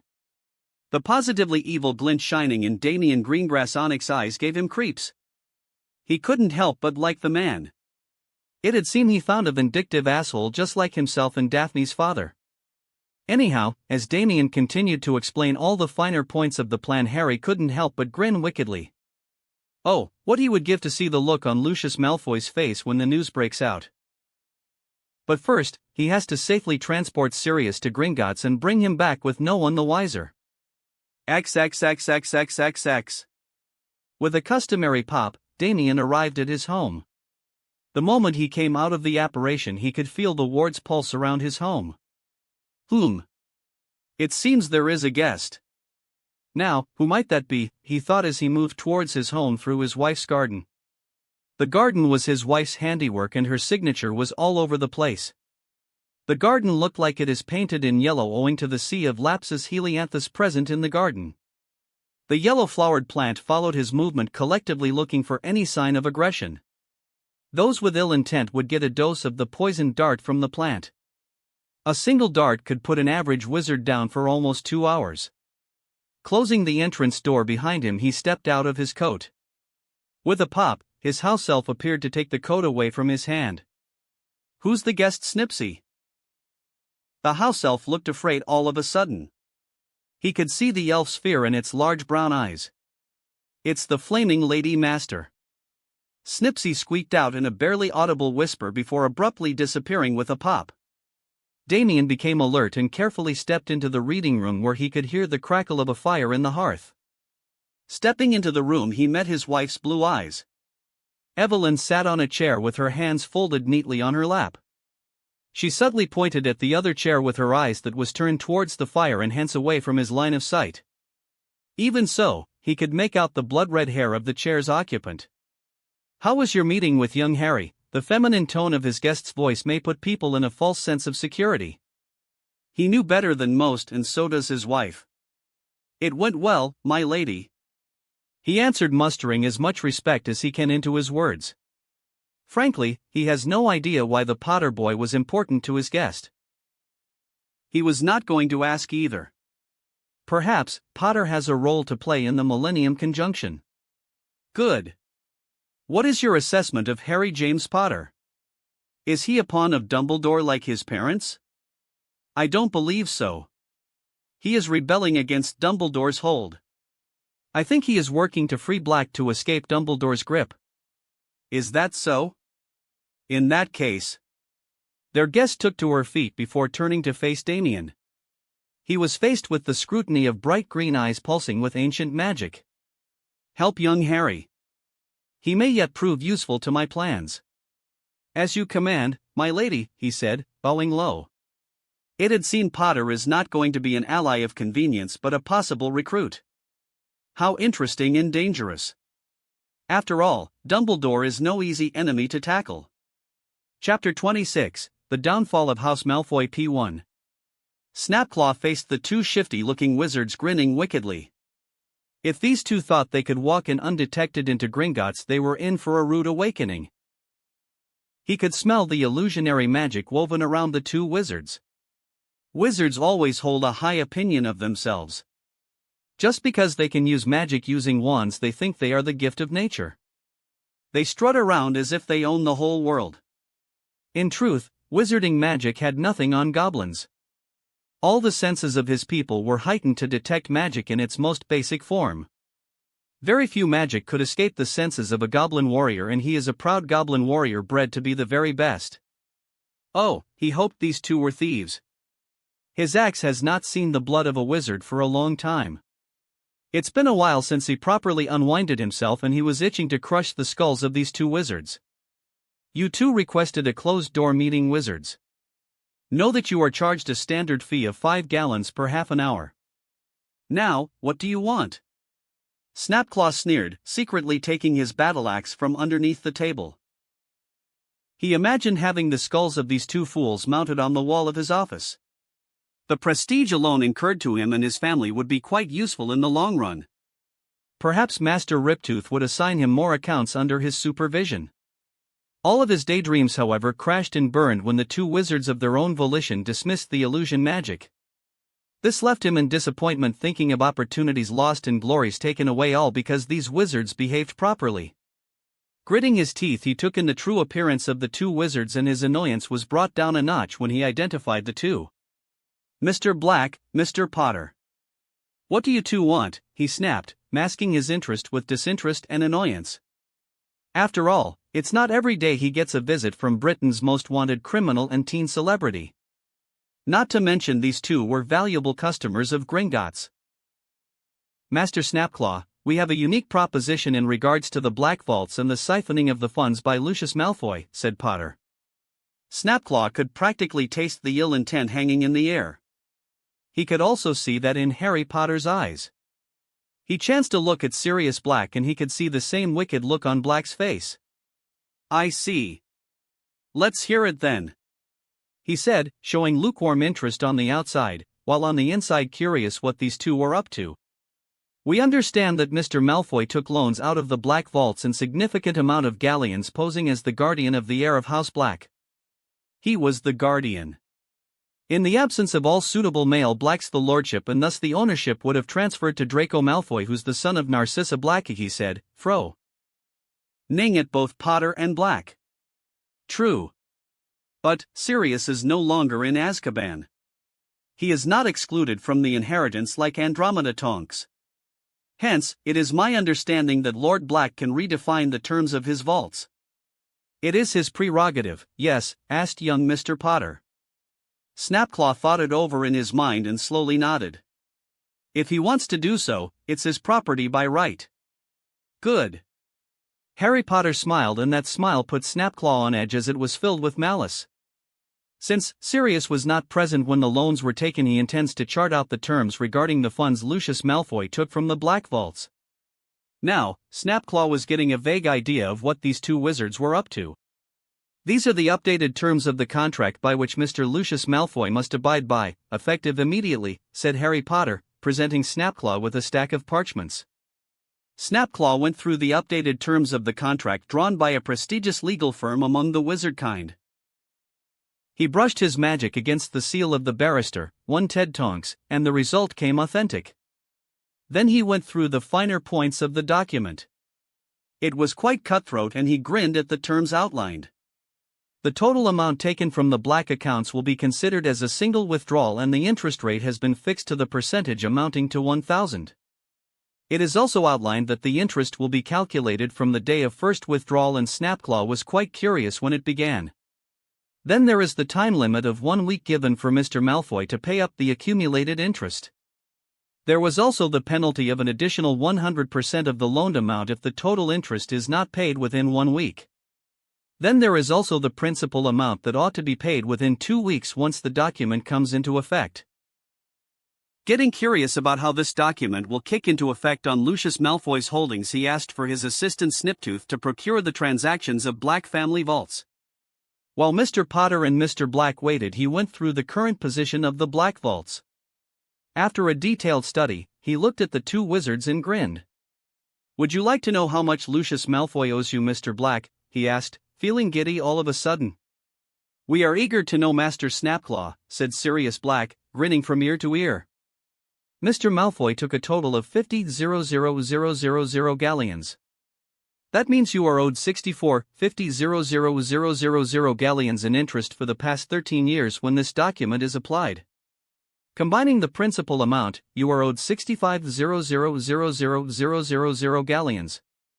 Of course, Gringotts will be owed a substantial fee for a transaction like this," Snapclaw said, his mouth watering at the prospect of handling a lucrative transaction like this one. "How much does Gringotts charge?" asked Harry Potter. "Nothing much. We only charge 3% of interests gained in the recovery of private loans plus a 5% service charge," said Snapclaw. "What if I told you we are willing to give Gringotts 10% in exchange for joining me on an exclusive in the Daily Prophet?" asked Harry Potter. "I'd say we have a deal, Mr. Potter," said Snapclaw, his grin widening, bordering on taking the feral quality. It turns out, these two wizards just made his day. He was still disappointed he didn't have a skull, but it was quite possible Mr. Malfoy's head might just decorate his wall in the future. The Daily Prophet meeting was also to the bank's advantage. The foolish wizards paid the bank an extra 5% when he'd have done the press meet for free. After the break-in 3 years back, Gringotts' security was under question.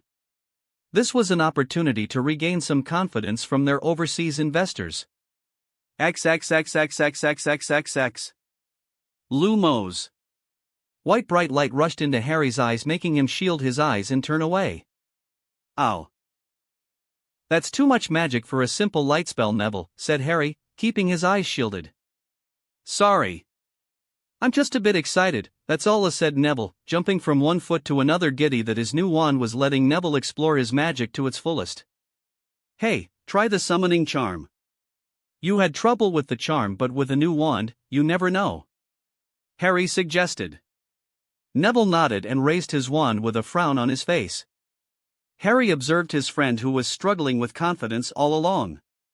With a brand new wand from Mr. Ollivander, Neville seems to be regaining his confidence step by step.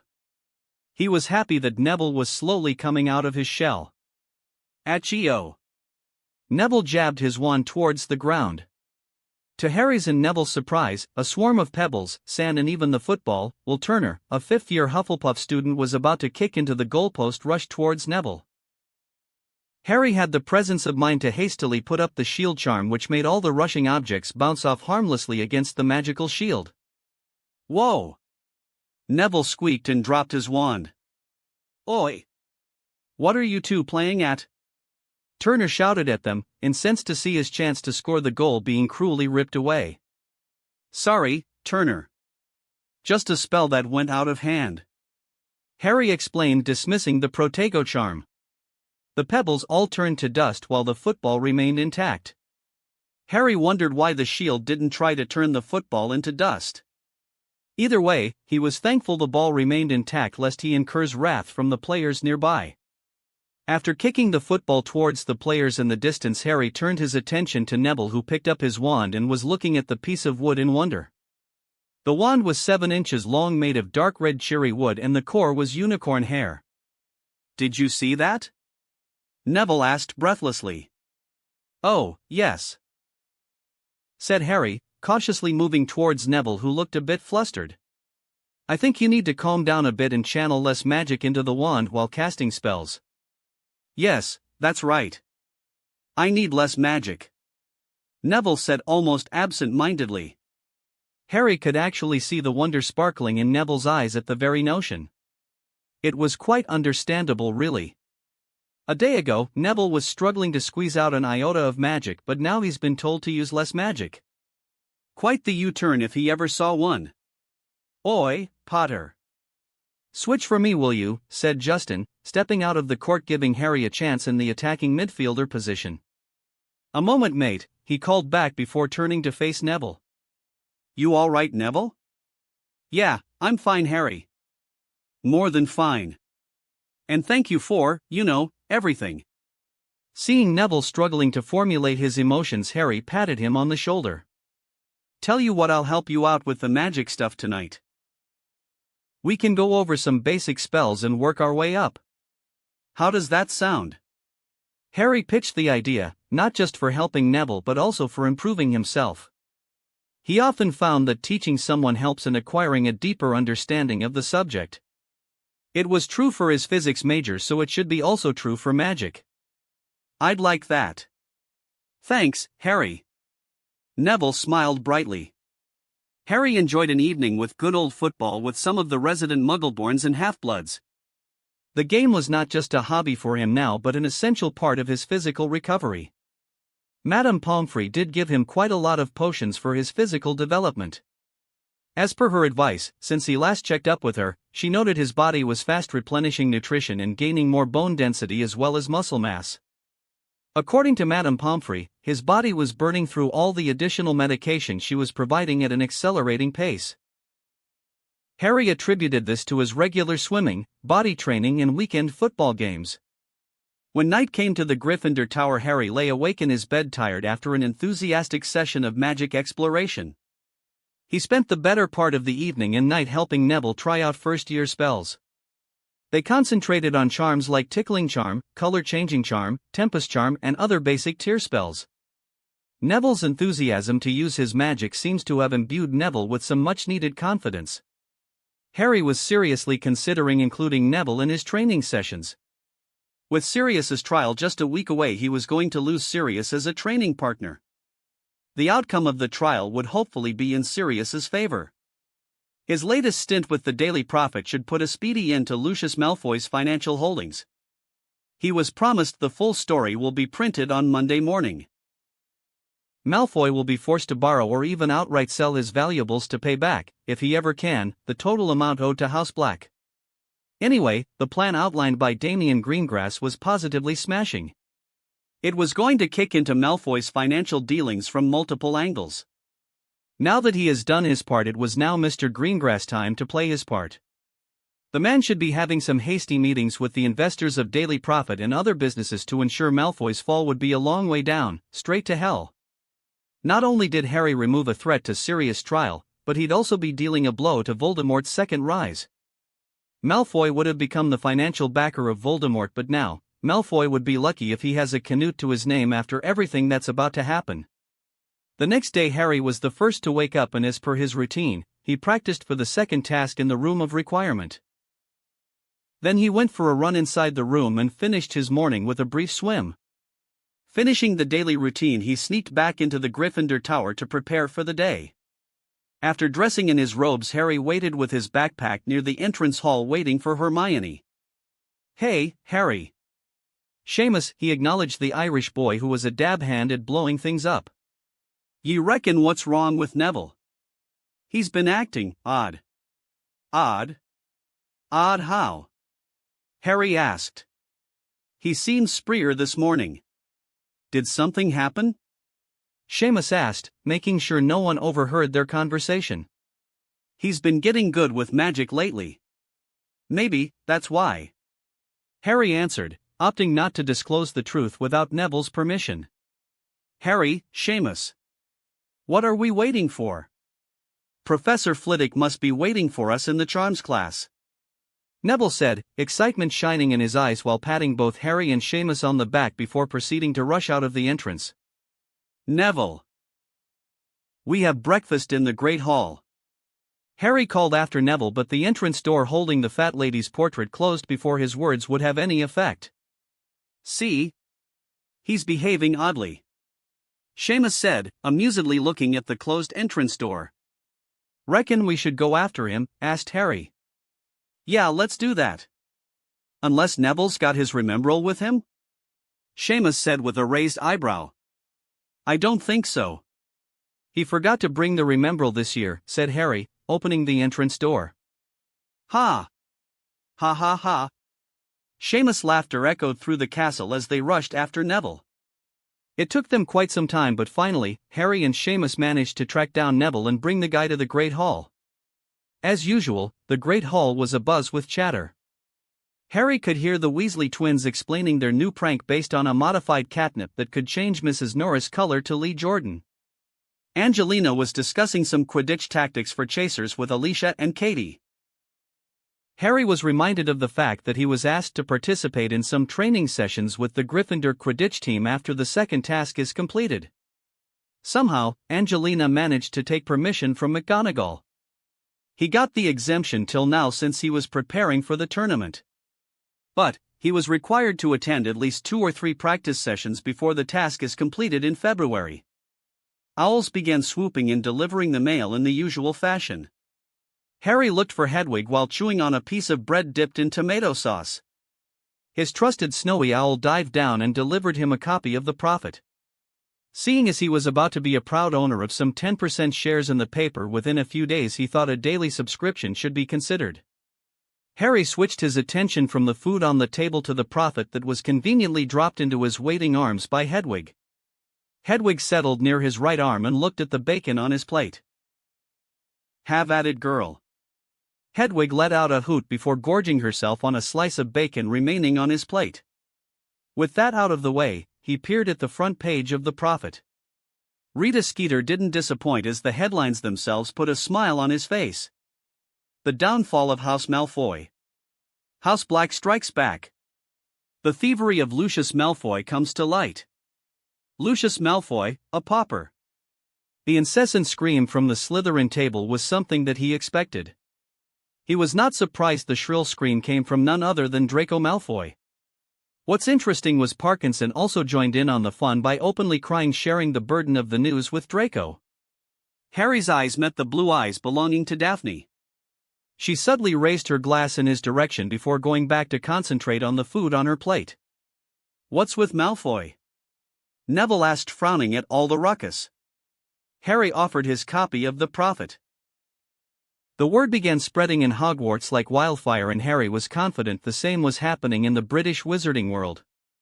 It was going to be an interesting week for a Malfoy. That much he was absolutely sure. Chapter 27, The Downfall of House Malfoy P2. Serena Palmer loved her life. There was nothing to not love about her life. She remained free and ran a business of her own which allowed her to live in relative luxury. A decade ago this was not her situation. She was married off to a lackwit purely based on the purity of his blood. She had begged her father not to do so, but to her father, her marriage was just a business transaction. It was a transaction that nearly wiped out her family. Her father in his infinite wisdom thought to join the Dark Lord to purge the Muggles and Muggleborns from the world. A ludicrous idea, in her opinion. Wizardkind was already a shrinking population, and these morons wanted to kill more people, and then what? They all die out in a century or so without new blood to strengthen their bloodlines. The old pureblood families were already waning because of their insistence on marrying between cousins. Her fears and opinions were as usual disregarded, and she was traded like cattle by her insufferable father. She cursed the existence of her father each day, but soon everything changed. The Dark Lord in his infinite wisdom not only attacked the Muggleborn families but also pureblood families that took no part in the madness. Her father never took into account that some families had the guts to fight back. Her father and a better part of her cousins fought Frank Longbottom while raiding a Muggle village in Scotland. It was a raid that decimated the males of her family save for her younger brother. It was not long before her brother was also sent to Azkaban to join his peers. Thankfully, her husband and his bigoted family also got their just desserts by getting captured by the Aurors. The best part of this was that her husband died while remaining a captive in Azkaban. It freed her from the bonds of marriage, and since then she has been free to chart her own destiny. Of course, Serena's mother couldn't leave her to live in peace. Her mother's stupidity and insistence led her to be indebted to a slimy snake like Lucius Malfoy. With the wealth she inherited from her husband and her own meager earnings, she started an Acromantula silk farm. A farm that was so difficult to maintain owing to the need for skilled wizards and witches to maintain the Acromantula population. Extraction of Acromantula silk is no easy task after all. A single misstep could cause a wizard his life. Word had reached her that Malfoy was collecting all his debts, laying off his stocks and other valuables to pay off the huge debt the blonde Ponce unwittingly jumped into. She knew this as a unique opportunity and she was looking forward to a visit by Malfoy. Serena walked around the Acromantula shelter where the creatures were kept safe. From the outside, it looked like a wooden shed, but on the inside, it was anything but. Wood is not exactly a barrier that posed any problem to creatures like Acromantula, even spelled wood. So, the inside of the shed has to be reinforced with spelled steel to keep the creatures imprisoned. Those spells have to be reinforced every morning, and this was costly. The Acromantula inside their rooms has to be subjugated and put under sleep before the whole room can be reinforced. Serena had tried runic works, but Acromantulas are fiercely intelligent. They specifically target certain runes and chip away slowly until the whole runic structure collapse. So, she was forced to rely on spelling the inside structure every day, and that required skilled wizards. She was quite fortunate to have a group of wizards and witches working for her with the necessary skills. Nowadays, it was hard to find skilled wizards, and her new recruits were mostly from France. With everything that's been said about Hogwarts and the Prophet, she was not that surprised. Her workers were hard at work within the farmhouse, keeping the Acromantula comfortable in their isolated rooms. Cubicles made of spelled steel held the giant spiders back. They extracted the silk by using the steel walls as an absorbent. The spells used to accomplish this were very complex and far over her head. As a Hogwarts student, charms remained her weakest subject, but thanks to her inherited wealth she could run this business by hiring gifted charms masters. And what a business it is! Acromantula silk has always been in high demand, and the demand has not changed for a long time. She gathered that the demand would stay strong in the future as well. Acromantulas are very hard to come by. They are only found in the British Isles and Madagascar. So, most of her earnings came from exports, which afforded her some valuable connections as well. A sudden popping sound reached her ear. To her relief, it was Poppy, her personal house elf. House elves were damn useful creatures that'd do almost anything to get some form of work. Although, these little blighters could hold a grudge far better than any wizard. Poppy was the elf of her mother, and the little creature disapproved of some of her choice words to describe her old bat of a mother. In retaliation, Poppy would pop near her to startle her from time to time. "Poppy, what's the matter?" "Mr. Malfoy seeks entry through the Floo Mistress," said Poppy. "So, you have finally come, Malfoy," she thought, a small grin adorning her face. A few minutes later, Serena sat on her favorite chair sipping tea while observing her troubled unwanted guest. Oh, she could see how troubled Malfoy was by simply looking at him. Then again, it doesn't take a genius to see Malfoy is affected by the recent events. "I'm quite surprised by your visit, Lucius. It is not often that I get a visit from the head of House Malfoy," she said, keeping her eye out at Malfoy over her cup of tea. "I'm here to collect the gold you owe me, Serena." "Are you really?" Serena feigned ignorance. "I have always paid what is owed to you as per our agreements in monthly installments." She hated paying thousands of galleons to this peacock, but it was a debt she inherited from her mother. The contract was ironclad, and she had little choice but to pay what was owed in the absence of any other siblings. If her brother had survived after he was released from Azkaban, then the debt would have been his to bear, but fate cheated her in the form of her brother's death. Her idiot brother got into a duel with some Japanese vampire in Tokyo, which resulted in his head being removed. Last she heard, her brother's skull is sitting comfortably on the wall of the vampire's mansion in Tokyo.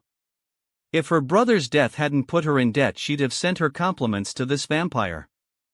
"I'm afraid I have need of all my gold back within 2 days," said Lucius. Serena chuckled, which turned into a peal of full-blown laughter. What makes you think I'll pay you a single canute outside the installments as per the contract? Remember, you negotiated the contract with my mother. I'm afraid I'll be paying you the amount as stipulated by the contract, nothing more. Saying this, she sat back, flicking her black hair to the side, observing the plethora of emotions running behind Malfoy's eyes. She was quite aware Lucius was desperate, and it was this desperation that presented an opportunity. It is in your interest to forget the contract for the moment. I propose we create a new contract. You shall settle the debt in full, and let's be honest here. It is in your interest to pay in full, as I'm sure you don't want any unfortunate events to befall your business. Serena was amused by the veiled threat from Lucius. If it was any other time, she'd have been quite intimidated, but not now, and probably not ever. I don't think you understand something, Malfoy. Without your gold to protect you, your power is considerably diminished, said Serena, leaning back, resting her cheek on her folded knuckles. Did you think I wouldn't notice your failed attempts to reverse the debts through your contacts in the ministry? Last I heard, your friends ran from you as if you had the dragon pox. You ungrateful bitch. Lucius snarled, and he was on his feet with wand in hand. Poppy. Bang. Serena looked on dispassionately as Lucius was blown out of his feet, smashing into a table. The furniture broke down into pieces with splinters flying in all directions. No one threatens mistress. Poppy won't allow it, sir. No, she will not. There were times Serena would think her house elf is a bit off her rocker, but she was nonetheless thankful for Poppy's presence here. The elf might worship her mother, but she sure does have a mean streak when it comes to dealing with her enemies. Well, would you look at that? Serena took to her feet with an amused tilt to her lips. The great all-powerful Lucius Malfoy is not so powerful after all. You might have felt all too powerful while you went around wearing a mask and slaughtered defenseless muggles, Lucius. But those days are over. A careful application of the disarming charm saw to it she relieved Lucius of his wand. I didn't like the offer you made. Now, I've got an offer of my own. Serena smirked, pressing the tip of her wand into Lucius' neck. A few moments later, she watched Lucius take his leave through the flue with his head bowed in defeat. In the end, her little plan worked, and she was finally free of any debt, all thanks to a close friend whom she admired so dearly. A new contract was signed while invalidating the previous one, and she settled the debt she inherited from her mother with a hefty discount. Taking a fistful of flue powder, she threw it into the fireplace. Green flames jumped out of the hearth, signaling the connection to the flow network being established. Tonks' residence. The flames turned bright green before simmering out into the normal orange color. Andromeda, it was just like you said. The plan worked. I've managed to make Malfoy sign the contract. Good. Leave the rest to me, came the response from her friend. Serena sat back and let out a relieved sigh. She sat there all alone in the large mansion, reminiscing about the past. She thought of the child she lost, a punishment from the Earth Mother herself for daring to use the gift she bestowed upon wizardkind for rampant murder and genocide. Unlike Grindelwald, the Death Eaters were not looking to secure the future of their world. They were only serving the ego of a raving lunatic who entertained delusions of imposing his will upon the whole world. She'd have left her brother to die in Azkaban for what he did. Yet, her mother had taken a loan to buy her brother's freedom. A loan that was now finally taken to its final resolution. Perhaps now, I can start a family of my own without feeling the stain of blood on my hands. Serena thought, delighted by the feeling of freedom and peace settling in out of nowhere. XXXXXXX. Harry ran his eyes over the latest letter from Andromeda Tonks. It had seemed their plan to wind up Malfoy was working like a charm. Andromeda has been reaching out to people who owe Malfoy any sum of money and making Malfoy bleed money all the way. It helped that Malfoy's contacts in the ministry bailed on the guy as soon as the article in the Prophet came to light. Of course, Damian Greengrass and many other unlikely allies helped by stonewalling Malfoy's attempts to liquidate his shares in a short time. All these events have finally pushed Malfoy to resort to selling his assets, which is what they have been aiming at. Now that they have finally managed to push Malfoy to the height of desperation, the former Death Eater has decided to sell off his ancestral manor as well as his businesses and land holdings to raise enough capital to pay back his debt. When Damian Greengrass pitched this plan, Harry thought long and hard to make some small tweaks here and there. Harry was not merely satisfied with trapping Malfoy in debt. He wanted the business empire as well as the connections Malfoy built over the years to his beck and call. The situation right now was truly the right time to reap everything Malfoy built. Wealth and political influence is something that had come in handy, not only to deal with Voldemort but also to pursue his life in this world. Living in this world for the last few months has made him realize something. He was almost 95% sure he was not going back to his old life, and quite frankly he no longer desired to return to his old home. This world of magic offered enormous opportunities that were not available in his old world. Returning to that normal life, worrying about paying rent, securing a steady paying job and whatnot, was no longer that appealing. Sure, he missed his family, but he could learn to live without his family.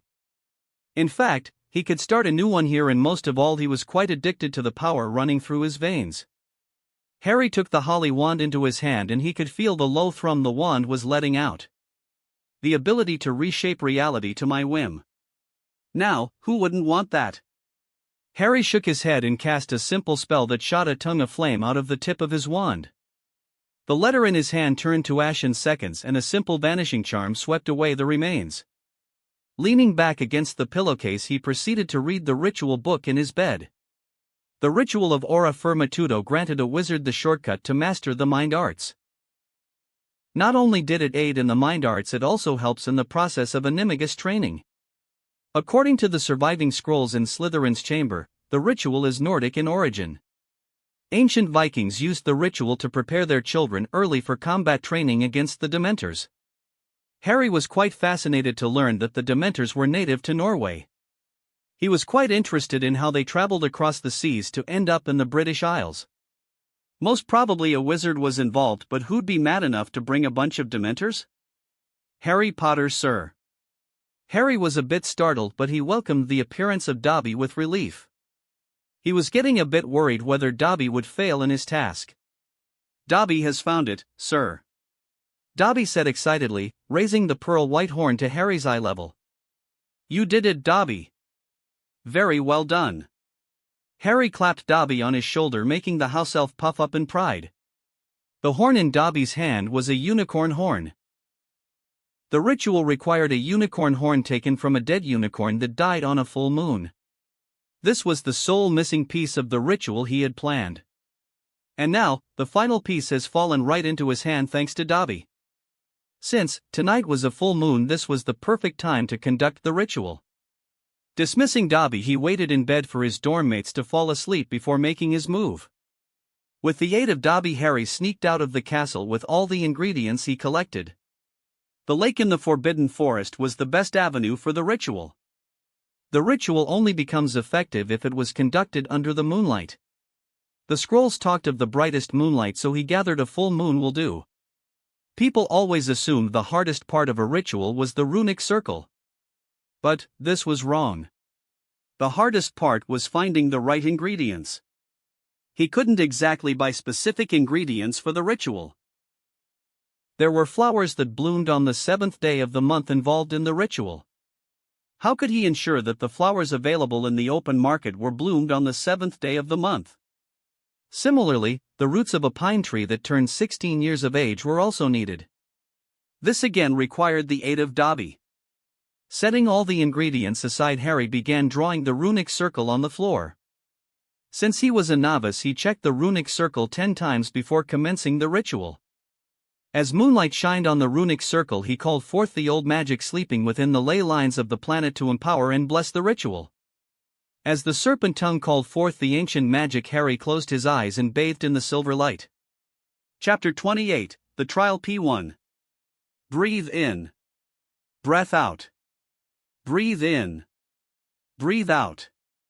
This is not exactly the difficult part of occlumency training. This was just the exercise for throwing distractive thoughts out of the head. Occlumency at its basic form is essentially a way to create a thin space between memory and mind. Essentially, occlumency's goal is to release the mind from the clutches of memory. A mind that's not entangled with the memory of the brain or instincts attains a certain finesse and intelligence. The mind, in such a stage, transcends the intellect and becomes something more. An intelligence that is untarnished by the baggage of memory and impressions gathered by the mind based on that memory. Such intelligence or the untainted portion of the mind is difficult to cultivate. Mostly because of the enormous influence memory holds over the mind. Harry would have continued to believe occlumency was just the art of clearing the mind of emotions and thoughts. But no. It is so much more. To truly understand how occlumency works, one must have a rudimentary understanding of leglomancy. Leglomancy is the art of invading a mind. But, just simply using leglomancy is not possible. A wizard has to seek something while using leglomancy. This means, at the tip of the leglomancy probe there is an intent that's dipped in memory. For example, if Harry wanted to know what Neville had for breakfast on January 2nd, then he has to be specific about the date, the term breakfast, and a general time range of the event. Without these thoughts pushing into the probe, the leglomancy attack simply falters and would find some random memory that's floating in Neville's mind. Or, it's also possible that Harry may not even stumble upon an original memory at all. The mind is immensely complex. It could be entirely possible that Neville's mind shows him the ideal breakfast according to Neville. It'd be a false memory, but that's how the mind works. It's incredibly complex and versatile. According to Slytherin's works on the mind arts, this dynamic and evolving art originated in the land of Nagas. Harry was not exactly certain which place Slytherin was talking about in his books, but Slytherin seems to have learned a rudimentary form of occlumency from these Nagas. The Nagas might be some magical tribe because Slytherin describes them as enlightened wizards. Harry got no idea what Slytherin meant, but the Hogwarts founder based his knowledge of the mind arts on the knowledge he gleaned from the Nagas. After 15 minutes of meditation, Harry opened his eyes and readily jumped into the pool provided by the Room of Requirement. Clearing the mind of all emotions seems to be a lot of work. It sounds easy in theory, but it's a tough task to accomplish. Harry had thought the aura stabilization ritual would make it easier to learn occlumency. But, no such luck. The ritual worked strictly as it was described in Slytherin's book. It sharpened Harry's magic to the point it cost him less magic to cast a spell. His magic no longer behaved like a turbulent river but a placid stream. A useful trick, no doubt, but Harry remained frustrated because of any lack of progress in clearing his mind. Casting the bubblehead charm on himself, Harry plunged into the depths of the pool. Maybe I need a training partner, Harry mused. When that realization set in, Harry took his leave. It was fairly an uneventful day except for the fact that tomorrow the Wisingamot will be in full session for serious trial. A trial that has garnered wild attention even from beyond the borders of the British Isles. It has become a national embarrassment of sorts, and the ministry was being pressured by the ICW as well. The revelation that a pure-blood wizard, especially the heir of a prominent family like the Blacks, was denied a trial sort of dented the ministry's image abroad. The ministry has been weathering the whole event by insisting Sirius has always been a follower of the Dark Lord. Of course, Malfoy had a part in that narrative. However, the situation has changed radically in the span of 2 weeks. Malfoy was now penniless because of Harry's plan. The head of House Malfoy defaulted on the full payment as per the contract. The resulting breach of the contract has let the fines kick in, and Malfoy was now in a bottomless hole of debt.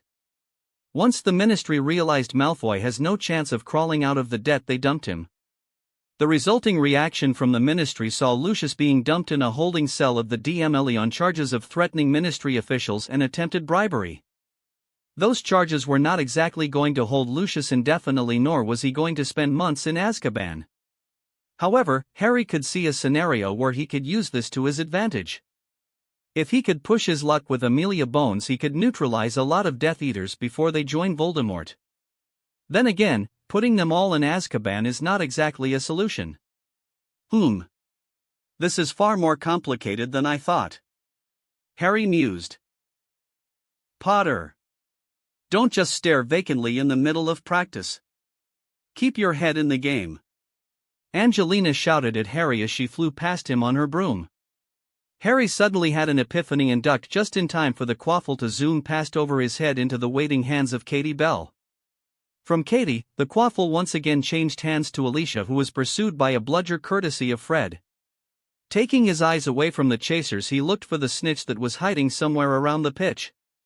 He scanned his surrounding for any golden glint, but no such luck. Harry suddenly picked up on the buzzing sound of the snitch from behind, which made him turn the firebolt around. A glint of gold caught his eye and he gave chase. When the practice was finally over, Harry was ready to fall into a bed and take a nap. But he was immediately swept away by the guiding hands of Hermione. "Where are we going?" Harry asked tiredly, struggling to keep up with Hermione's pace. "I heard Hagrid was present for the 6th years class today," said Hermione. "He did? Then why was he avoiding us for weeks?" "I don't know. That's what I intend to find out." Hermione ran fast, covering ground at a pace that baffled Harry and made him winded by the time they finally reached Hagrid's cabin. Unlike the last few weeks, Hagrid's cabin was open with Fong sitting near the entrance. "Hagrid! Are you there?" Hermione called out while Harry entertained an enthusiastic Fong who welcomed them with a few hearty barks. "I missed you too, Fong." Harry rubbed the head of the enthusiastic trusted companion of Hagrid. Hagrid appeared by the door, each step shaking the wooden floor. "Hermione, Harry." "Come on in," said Hagrid, his cheeks taking a rosy tint. "Where have you been? Why did you lock yourself up in your cabin just because that woman wrote something about you?" asked Hermione, staring up at Hagrid with concern shining through her eyes. "Nobody wants me here. I know how people look at me and speak about me. Being a half-giant and all," Hagrid said, letting out a shuddering breath that sounded like a choked cry to Harry. "Who told you that? Just because that stupid woman wrote something on that rag of a paper doesn't make you any less Hagrid," said Hermione. "Besides, who cares what anyone else thinks? We care about you, Hagrid, and we for one would like our friend back in Hogwarts." "Without you, Hagrid, Hogwarts is not complete," said Harry, patting Hagrid on his elbow. "It's not that easy, Harry. You're not a half-giant." "True. But I'm a half-blood and Hermione is a Muggleborn. We are both looked down on by pure-blood bigots all the time. Does that mean we should pack our stuff and leave Hogwarts? Forget us. Look at Professor Flitwick. He's a half-goblin. You don't see him hiding away because of that, do you?" Hagrid remained unresponsive except for eyes glistering with unshed tears. "Harry's right. You can't expect everyone to be a bigot, Hagrid. There are quite a lot of people, I'm sure, who treasure you as we do." "Surely, you know that, Hagrid," said Hermione. Hagrid, who by then was openly crying, wrapped both Hermione and Harry into a hug. "Dumbledore told me the same yesterday, you know. Great man Dumbledore. Gives people second chances and all.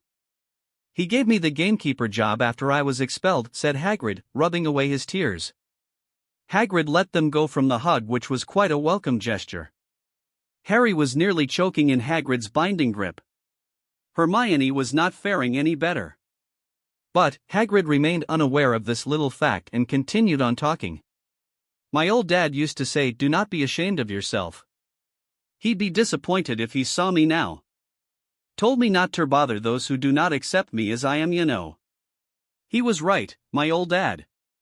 "Wise man like Dumbledore," said Hagrid, shaking his large head and taking a seat on a nearby stool. Hagrid suddenly looked at Harry as if seeing Harry for the first time. "Ya know, Harry. When I first met you, reminded me then and there of little ol' me. Of course, I was not scrawny like you, Harry. Was right as tall as my old dad. But my old man died when I started Hogwarts. I was an orphan like you, Harry. It's been tough, living without my old dad." Hagrid reminisced, a faraway look in his eyes. "Anyway, look at you now. A champion and all. Tell me, Harry? You'll win this, Harry. I know you will. It'd show 'em all, ya don ove ter be a pureblood to win. How ya doing with that egg, Harry?" "I solved it. I'll win the second task." "Good. Yeah, show 'em, Harry. Hagrid's joy was quite palpable. Happy with the confidence Harry was exuding, Hagrid happily offered tea, which Harry and Hermione readily accepted. Then their conversation shifted to the more interesting topic of Sirius' trial. It was a hot topic of discussion in many magical households. The nature of Sirius' continued evasion from capture and the nature in which he was denied trial coming to light has put a lot of attention on the event. It also helped that Harry was publicly involved in the matter, so a whole lot of interest was there to the trial's outcome. XXXXXXX. When the morning sun took to the sky, Harry was ready. He was granted permission by Dumbledore to attend Sirius' trial. Seeing as he was on the witness list for seeing Peter Pettigrew in the flesh, Dumbledore could not forbid him from attending the trial. So, early morning, Harry came prim and proper with a decent attire for the event. He wore classic black pants with black boots, a white shirt and a navy blue sleeves jacket over the shirt. To look the part of a wizard, he had to drape a cloak over his shoulder, which was of a dark green shade. All in all, he looked like he was going to a Halloween party. At sharp 9, he was present before the gargoyle that led to Dumbledore's office. Toffee beans.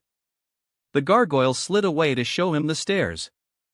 Harry climbed the stairs to the office, and just before he could knock on the door, it swung open. Come in, Harry. Dumbledore sat behind his ornate desk with Fawkes observing everything silently from his perch. Good morning, Headmaster Dumbledore. Harry greeted, carefully shifting his eyes from time to time. Just because the trial was happening doesn't mean he was willing to let his guard down around Dumbledore. Good morning to you as well, Harry. So, how will our plans be today morning? Do we need to collect Sirius before we arrive at the Ministry? Arrangements have been made for Sirius' arrival. First, I need to confirm the trial will happen at the given time before Sirius can be produced at the Ministry, said Harry. A prudent measure. Then I suppose you are in favor of not delaying our departure to the Ministry? Mrs. Tonks should be waiting for our arrival. Harry just nodded, showing his approval. I assume you are familiar with the flue? Harry nodded, and Dumbledore was the first to leave in a shower of green flames through the flue. Harry followed suit and he stepped into the Ministry atrium. Harry immediately took note of the statues of the famed Fountain of Magical Brethren. Hermione was talking about the fountain the whole night, reading about it in some book or other. The Ministry atrium was quite packed with people, and their arrival did not go unnoticed. Whispers and curious eyes followed their movements every step of the way. Harry wondered how they are going to find Andromeda Tonks in this right mess, especially when Dumbledore was being greeted by every wizard and witch in the Ministry. Even Harry was not spared the attention, as he was also forced to exchange some hasty greetings with people he has never met. Somehow they managed to traverse through the crowd and locate Andromeda Tonks. Sirius' attorney was not quite alone as Harry assumed. Accompanying Andromeda Tonks was the most beautiful woman Harry ever laid eyes on. He especially liked the pink strands of hair flowing out of the woman's head. They looked like long stripes made of sakura petals. So, you are the one who's driving my boss up the wall with all the trouble you made with Malfoy and Sirius, said the pink-haired woman. Nymphadora. Andromeda warned with a glare. Hey, I had to put up extra hours because Boss Lady had us working round the clock. All because the chaos unleashed by this guy had us Aurors scrambling in all directions, said Nymphadora Tonks, pointing at Harry. Harry didn't pay that any mind, as he was in a world of his own, mostly impaired of speech by the sheer beauty and the bubbly aura of Nymphadora Tonks.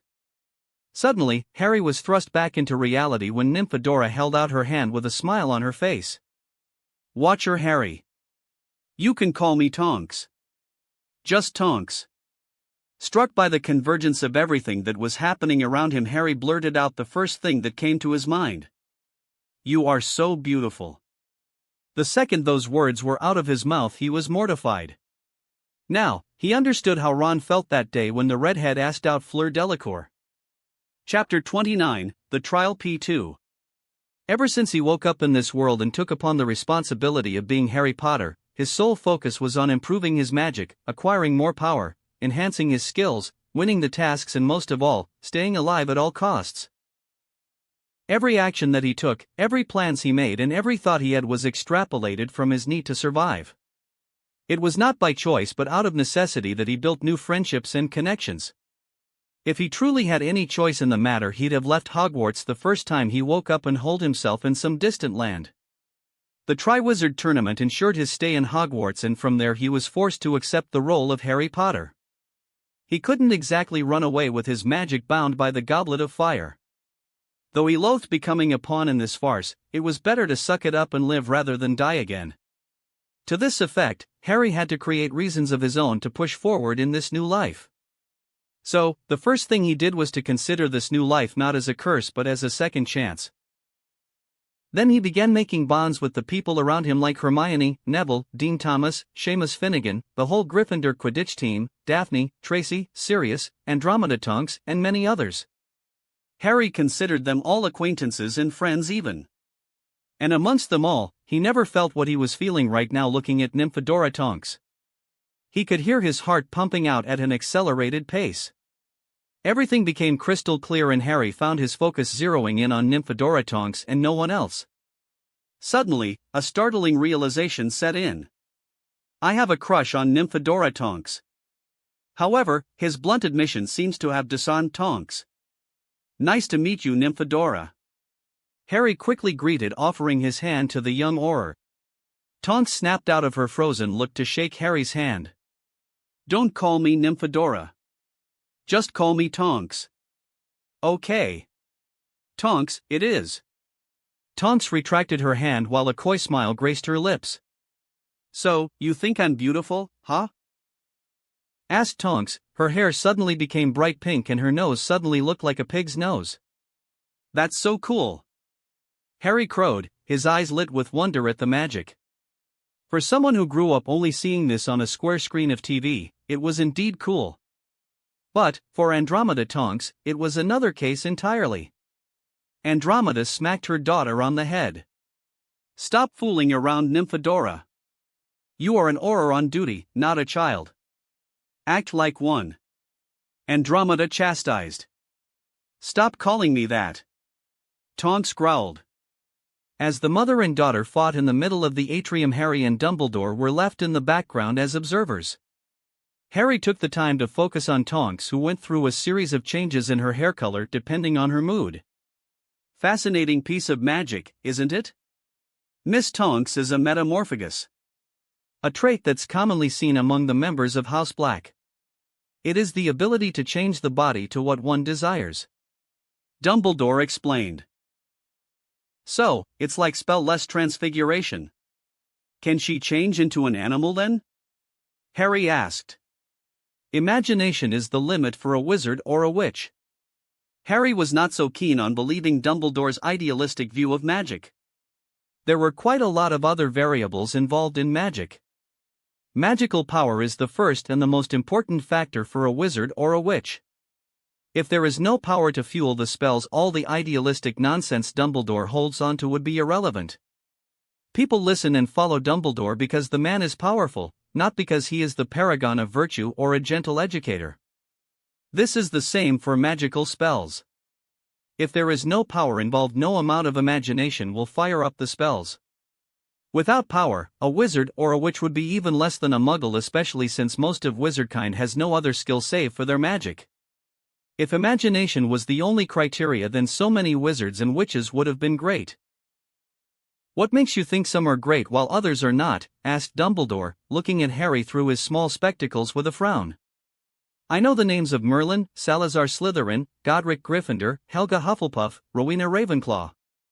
I know these names because they accomplished something great in their time. I have no doubt that your name will also be remembered fondly for hundreds of years for defeating the Dark Lord Grindelwald, said Harry. Dumbledore let out a long-suffering sigh as if Harry's opinions were childish and inconsequential. Harry, greatness is not everything in life. Maybe. But, it is something that everyone strives for. We are social creatures, are we not? We cannot live without recognition and appreciation. It validates our existence. In that case, you must be satisfied. After all, no one can claim they survived the killing curse from Voldemort, said Dumbledore. You and I both know I had nothing to do with the events of that night. I was a toddler barely able to crawl. It's only cause the pure-blood bigots and their inflated ego that I'm being saddled with the credit for taking down Voldemort instead of my parents, said Harry, not liking the way corners of Dumbledore's mouth twitch with a satisfied smile. Then you understand Harry, love is far more essential and powerful than any force in the world. A mother's love has the power to even hold back death, said Dumbledore, looking far too accomplished as if the old man scored a victory of some sort. Harry became acutely aware that Dumbledore was in his own echo chamber. The man was delusional, holding onto idealistic notions blown way out of proportion. Sure, love is a powerful motivator in life and spells. But that doesn't mean it has the power to ward off death as Dumbledore claimed. It'd be more likely that James and Lily Potter managed to use some kind of protective magic triggered by their willing sacrifice. A life for a life. An equivalent exchange of sorts. The more Harry thought about it, the more he was sure there was an obscure alchemical ritual involved during the events of that October night. Before Harry could respond to Dumbledore's dumbass outlook on the events surrounding the night of Voldemort's attack, they were interrupted by the arrival of Ted Tonks. Mr. Potter, Professor Dumbledore. The Wizengamot is ready. Harry was a bit suspicious because Dumbledore remained by his side instead of taking his seat as the chief warlock. Shouldn't you be chairing the Wizengamot, Professor? Harry asked. Ah, Harry. This is a trial, which means it's under the oversight of the DMLE. My duty as chief warlock solely lies with the legislative format of the Wizengamot. In trials, I'm often a spectator with the possible exception of a vote afforded to my position. Dumbledore explained, his eyes twinkling merrily away as if those restrictions were the greatest thing that happened to the man. Harry nodded in understanding, while in the deep recess of his mind he couldn't help but be exasperated with the old man. Here was a man who resented and feared power and yet ended up in a position to wield enormous power. Instead of using this enormous power to cut away the rot, Dumbledore uses it to weaken the wizarding world as a whole. The sad thing was, the man was most likely not even aware he is weakening the British wizarding world. Mr. Potter. Now would be the time for Sirius to face the Wizengamot. Ted Tonks reminded him. Harry nodded sheepishly for losing himself in his thoughts. Dobby. With a sharp pop, Dobby, his trusted house elf, teleported into the atrium with Sirius in tow. With Sirius' arrival, the attention they were getting suddenly became threefold. Well, that's a lot of people. Sirius commented, looking a tad uncomfortable at the crowd. A lot of that crowd were quite scared to be near Sirius, while some were openly fascinated. An ingenious idea, Harry. Using a house elf to transport Sirius safely into the Ministry. Dumbledore commented as they made their way towards the Wizengamot chambers. I thought, if Dobby can sneak into Hogwarts, then he can get Sirius into the Ministry quite easily. Somehow they managed to slip into one of the lifts despite the crowd and those annoying flashlights of cameras. The Aurors posted for the protection detail of the Ministry had their hands full with controlling the crowd. Despite that, the blue-cloaked Aurors made sure to check everyone using a brass scale that Harry reckoned was some kind of instrument to gauge the particulars of a wizard's wand. After carefully wading through some security measures, they finally reached their destination. Dumbledore took his seat among his peers of the Wizengamot while Harry remained by Sirius' side. The courtroom was quite large, oval in shape, with all the Wizengamot members sitting on high benches. Mr. Potter, come with me before the seats in the gallery are filled, said Ted Tonks. As Harry and Mr. Tonks took their seats in the gallery, Sirius was led to the chair at the center of the courtroom. Once Sirius took his seat, the chains tied to the chair jumped up and locked Sirius' arms up. Harry could see the runes carved into the chains glow for a moment before dimming down. Magic suppression runes. The chains will ensure Sirius' magic will be suppressed throughout the trial. This way, it will be clear that the Veritasrum is effective. Ted Tonks explained, seeing Harry's furious look. Harry calmed down a bit, but he was not so sure whether to trust the Ministry. It was still possible for the Wizengamot to vote against Sirius even if the testimony is under the truth serum.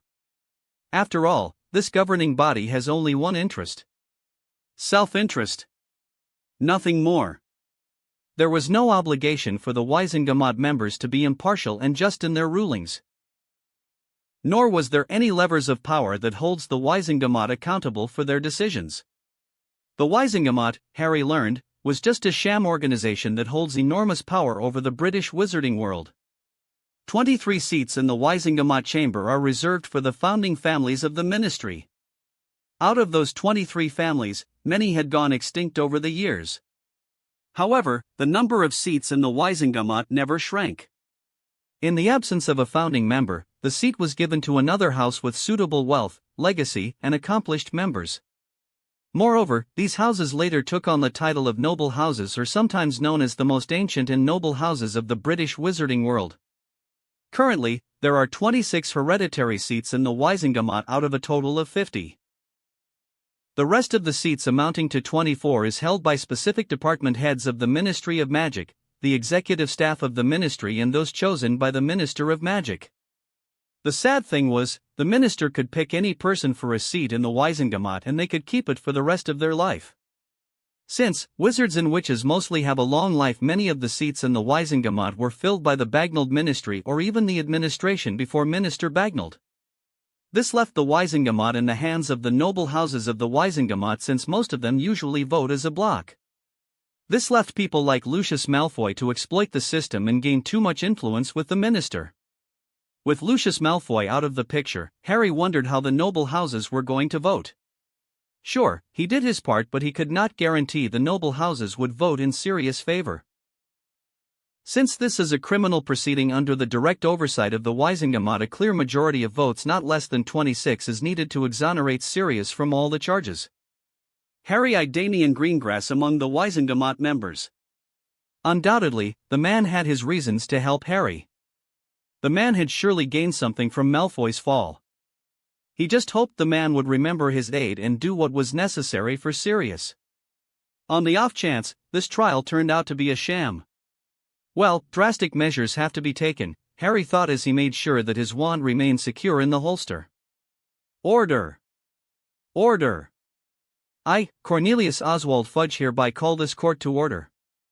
This is an emergency session of the Wisingamat acting under Article 2 of our Constitution. This court will be acting as the chief judicial body of the British wizarding world for the proceedings of this day. The office of the Minister for Magic shall be operating as the chief interrogator for the duration of this trial. The proceedings of this court shall of course be under the lawful oversight of the DMLE as specified under Article 5 of our Constitution. For this reason, Madam Amelia Bones, the director of the DMLE, shall be operating as the co-interrogator for the duration of this trial. Fudge announced, his voice loud and clear, amplified by magic. Let the time and date be noted. The trial of Sirius Orion Black has begun. Mrs. Tonks, you have the floor for the opening statement. Please bear in mind to keep your statement concise, said Madam Bones from her seat beside Minster Fudge. All eyes were now turned on Andromeda Tonks. Harry let out a breath he was holding and leaned forward in his seat. Now, it begins. XXXXXXX. Andromeda threw a brief look at her cousin. She had so many things she wanted to say and ask her cousin, but she had kept all of that within. In a way, she considered Sirius more than just her cousin. Sirius was more like a brother to her. It was not just because Sirius was the only member of her arranged family she kept in contact with. No. She liked Sirius because he was so brave from the beginning to have veered off from the rest of her dysfunctional family. It was not easy for Sirius to live under the same roof as the rest of the Blacks. At least, she could pretend and play the perfect daughter. Sirius had the courage she could not muster even from a young age. It was for this reason she had fiercely believed Sirius was not guilty of the charges he has been accused of. The fact that slimy good-for-nothing Malfoy was keeping Sirius from getting a trial made her all the more certain of her cousin's innocence. There was evidence that could set Sirius free. There were credible witnesses and there was the benefit of the doubt as well in Sirius' favor, considering the portfolio of witnesses that she could pull at a single call. But, this was not a trial conducted inside the closed courtrooms of the DMLE. There, she could argue facts and present her evidence to get a clear-cut verdict. The Wisingamat, however, operated on another dimension. Here, inside the Wisingamat chambers, only politics matter. If she is to have her cousin set free, then she has to play to the fear of the members. What better emotion is there for a politician to take you seriously? The fear of losing their power and privilege is what Andromeda intends to strike at. And strike she shall. Esteemed members of the Wisengamot and my magical brethren, I'm not here to convince anyone of the innocence of Sirius Black. I believe all of us can reserve our judgment after we hear the testimony from Mr. Black himself under the Veritaserum. Andromeda paused to let that detail sink in. She strode to the far left side of the courtroom where the non-permanent members of the Wisengamot sat. Rather than defend my client's innocence, I'm interested in drawing your attention to the terrible miscarriage of justice that took place in November 1981. Sirius Black was found under odd circumstances, however, that doesn't mean he does not deserve a trial. Mr. Black was not just an average citizen of our world. He was an accomplished orator who contributed quite heavily in combating the terrorist organization known as the Death Eaters, as I'm sure many among this esteemed chamber already knows.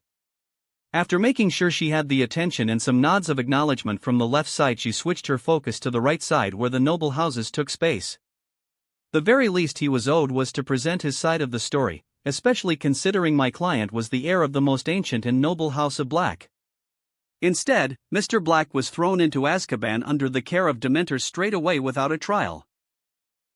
I'd like to ask, who among the esteemed gentlemen and ladies of this court has the power to condemn a wizard of my client's stature without a trial? Who among the Wisengamot has made this happen that an heir of one of the founding members of this ministry was denied due process? This incident has set a dangerous precedent that will pierce the veil of protection afforded to average wizards and witches of our society. This incident challenges the laws that govern us and the bonds that hold our society together. So, I ask this chamber to give this trial the due diligence it deserves, as it threatens the sanctity of our laws, power, and above all the commitment of this body to justice and truth. Thank you. Andromeda could see her words were having the intended effect. Some of the Wisengamot members were spooked as she was poking a hole at their privilege and power. If one of their own was not afforded basic rights, then it'd present an opportunity for those who seek reforms in the Wisengamot. The nobles could never afford to lose their power. Their power comes from the perception of their power by their allies and enemies alike. A challenge against one noble house can become a challenge against the whole lot. They could not allow for something like that to stand.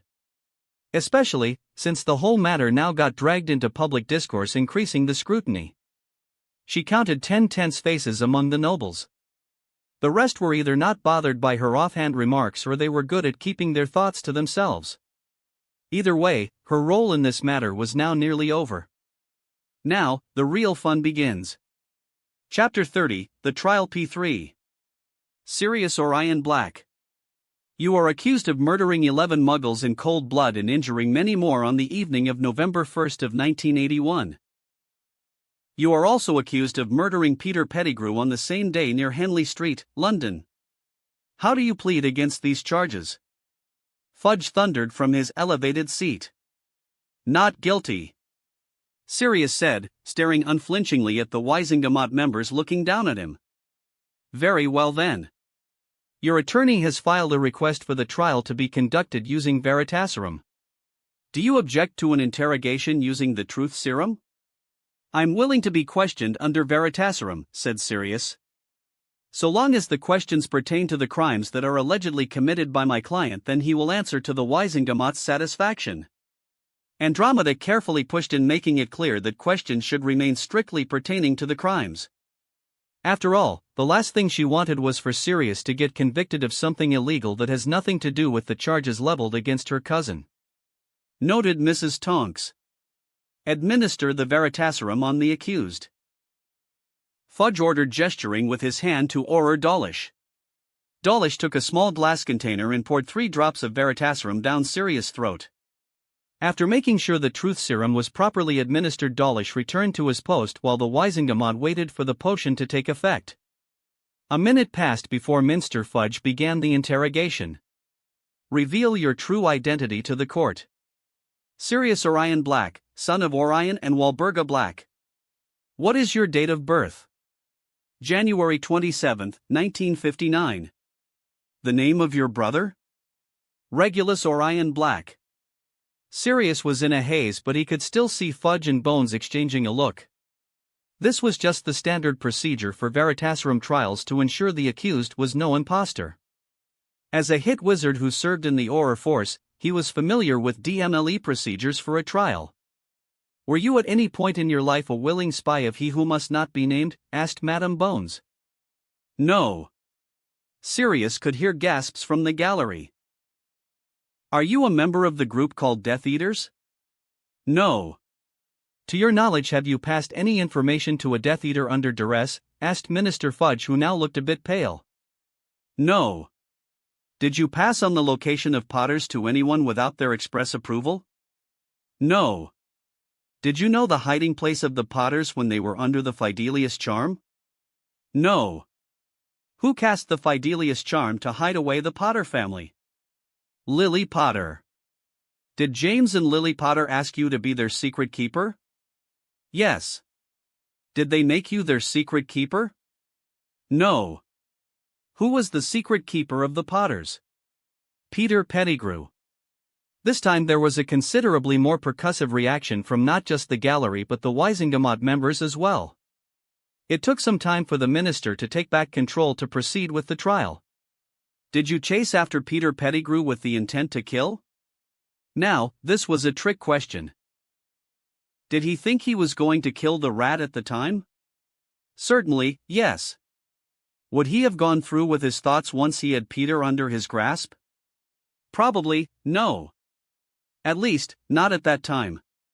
He'd kill that accursed rat without a hint of hesitation if he could have the chance right now." Because of the truth serum, Sirius could not omit the truth despite it not being the whole truth. So, his answer came out unaltered. "Yes." "Did you kill Peter Pettigrew?" "No." "Where did you confront Peter Pettigrew?" "London, Henley Street."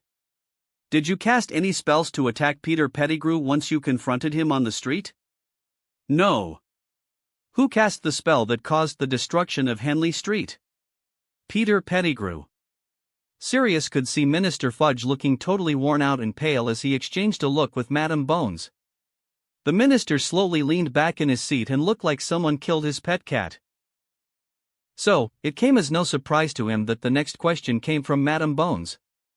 "Mr. Black, explain the events that transpired on Henley Street of London City when you confronted Peter Pettigrew." Finally, he got his chance to say his side.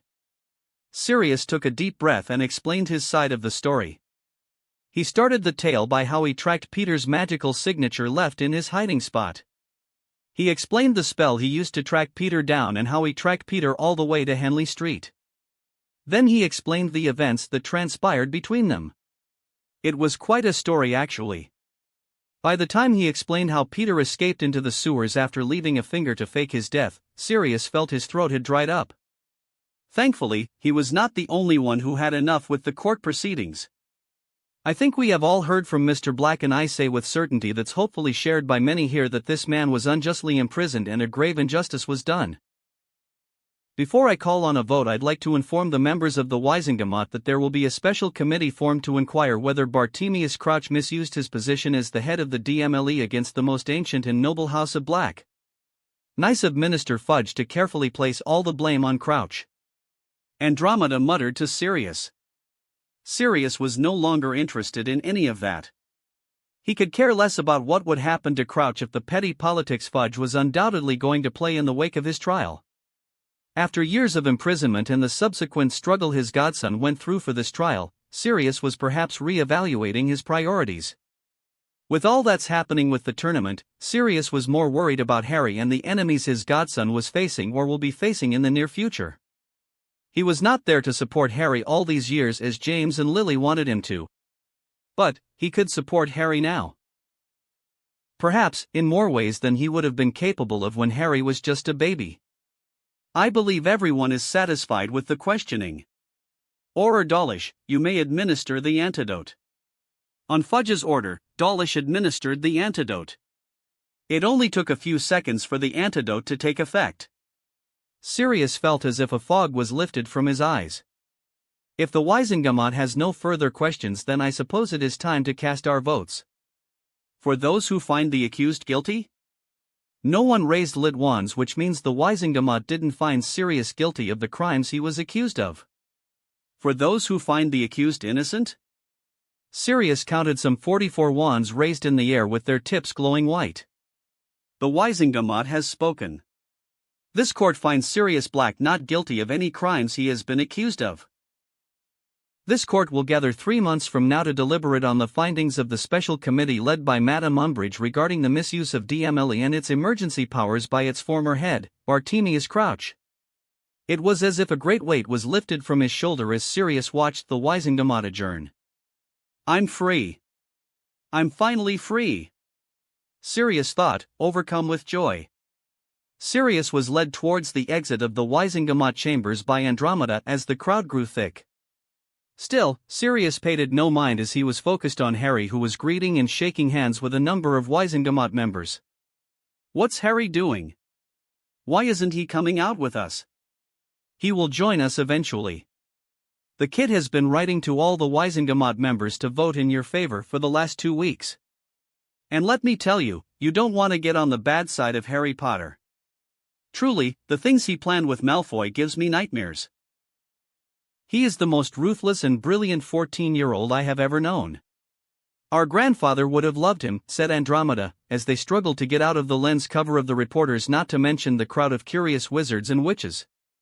By the grace of Merlin, they somehow left the reporters and other curious parties behind. Sirius now sat snugly between his godson and Andromeda in Madame Bones' office. While the trial set him free, there were some other procedures left.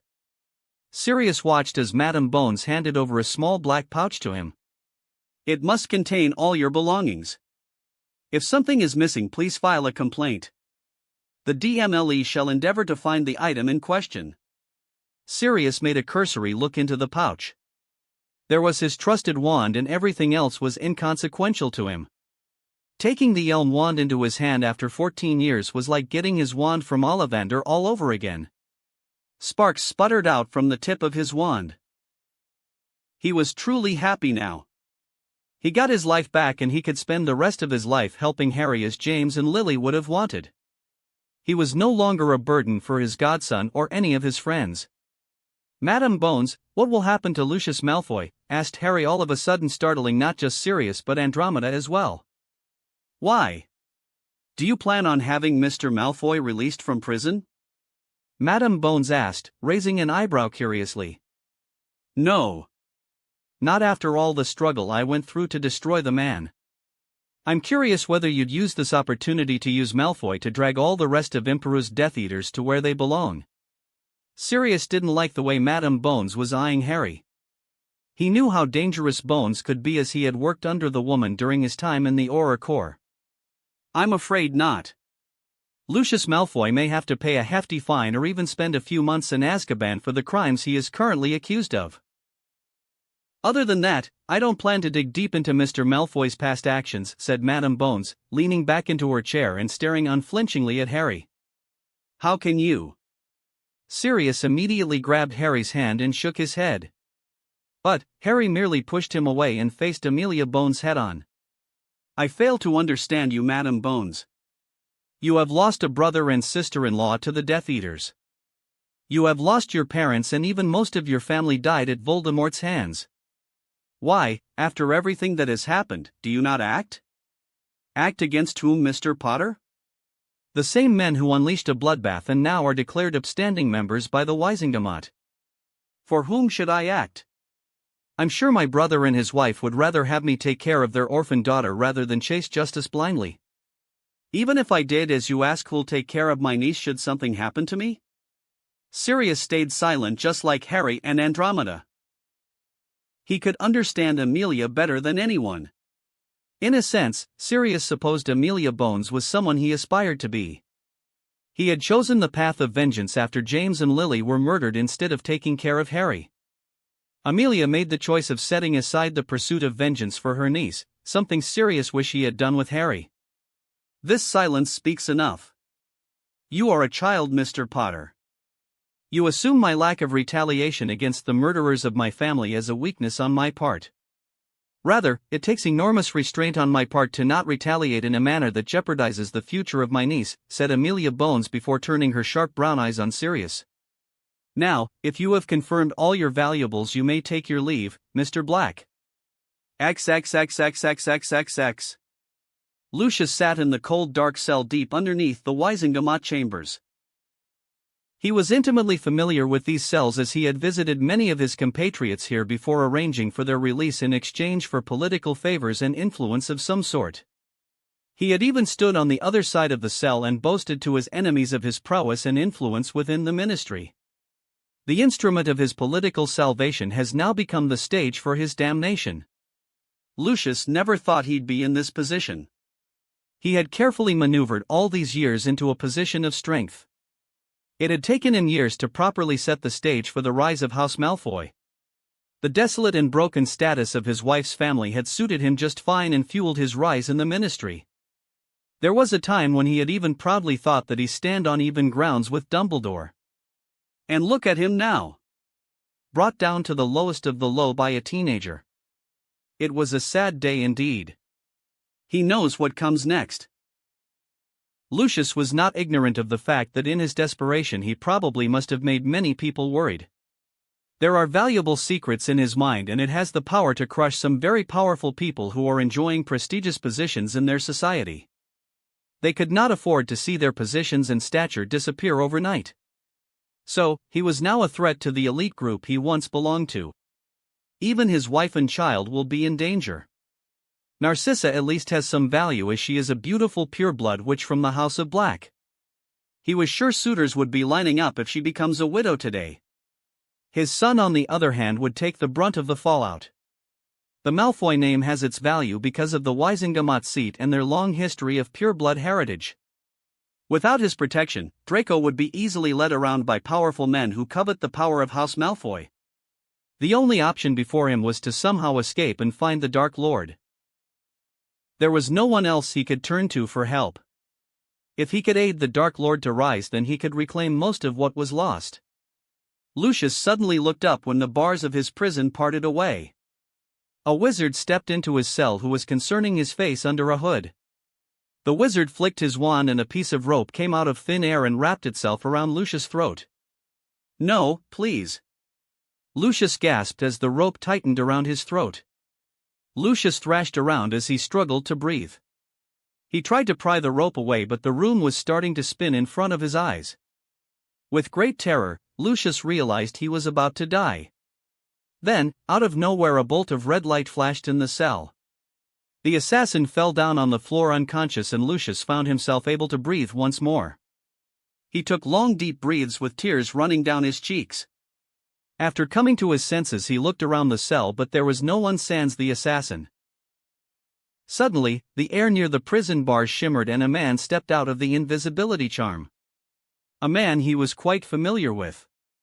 "Damian Greengrass," he gasped. Surprised Lucius. "You must be wondering why I'd help you. We both know we have been moving in the shadows, building up our respective powers to dominate the other." "It had seemed time has allowed me to win over you, Lucius," said Damian Greengrass, stepping into the cell, casting a dismissive look at the assassin lying on the floor. "Have you come to gloat, Greengrass?" Lucius asked, gasping for air.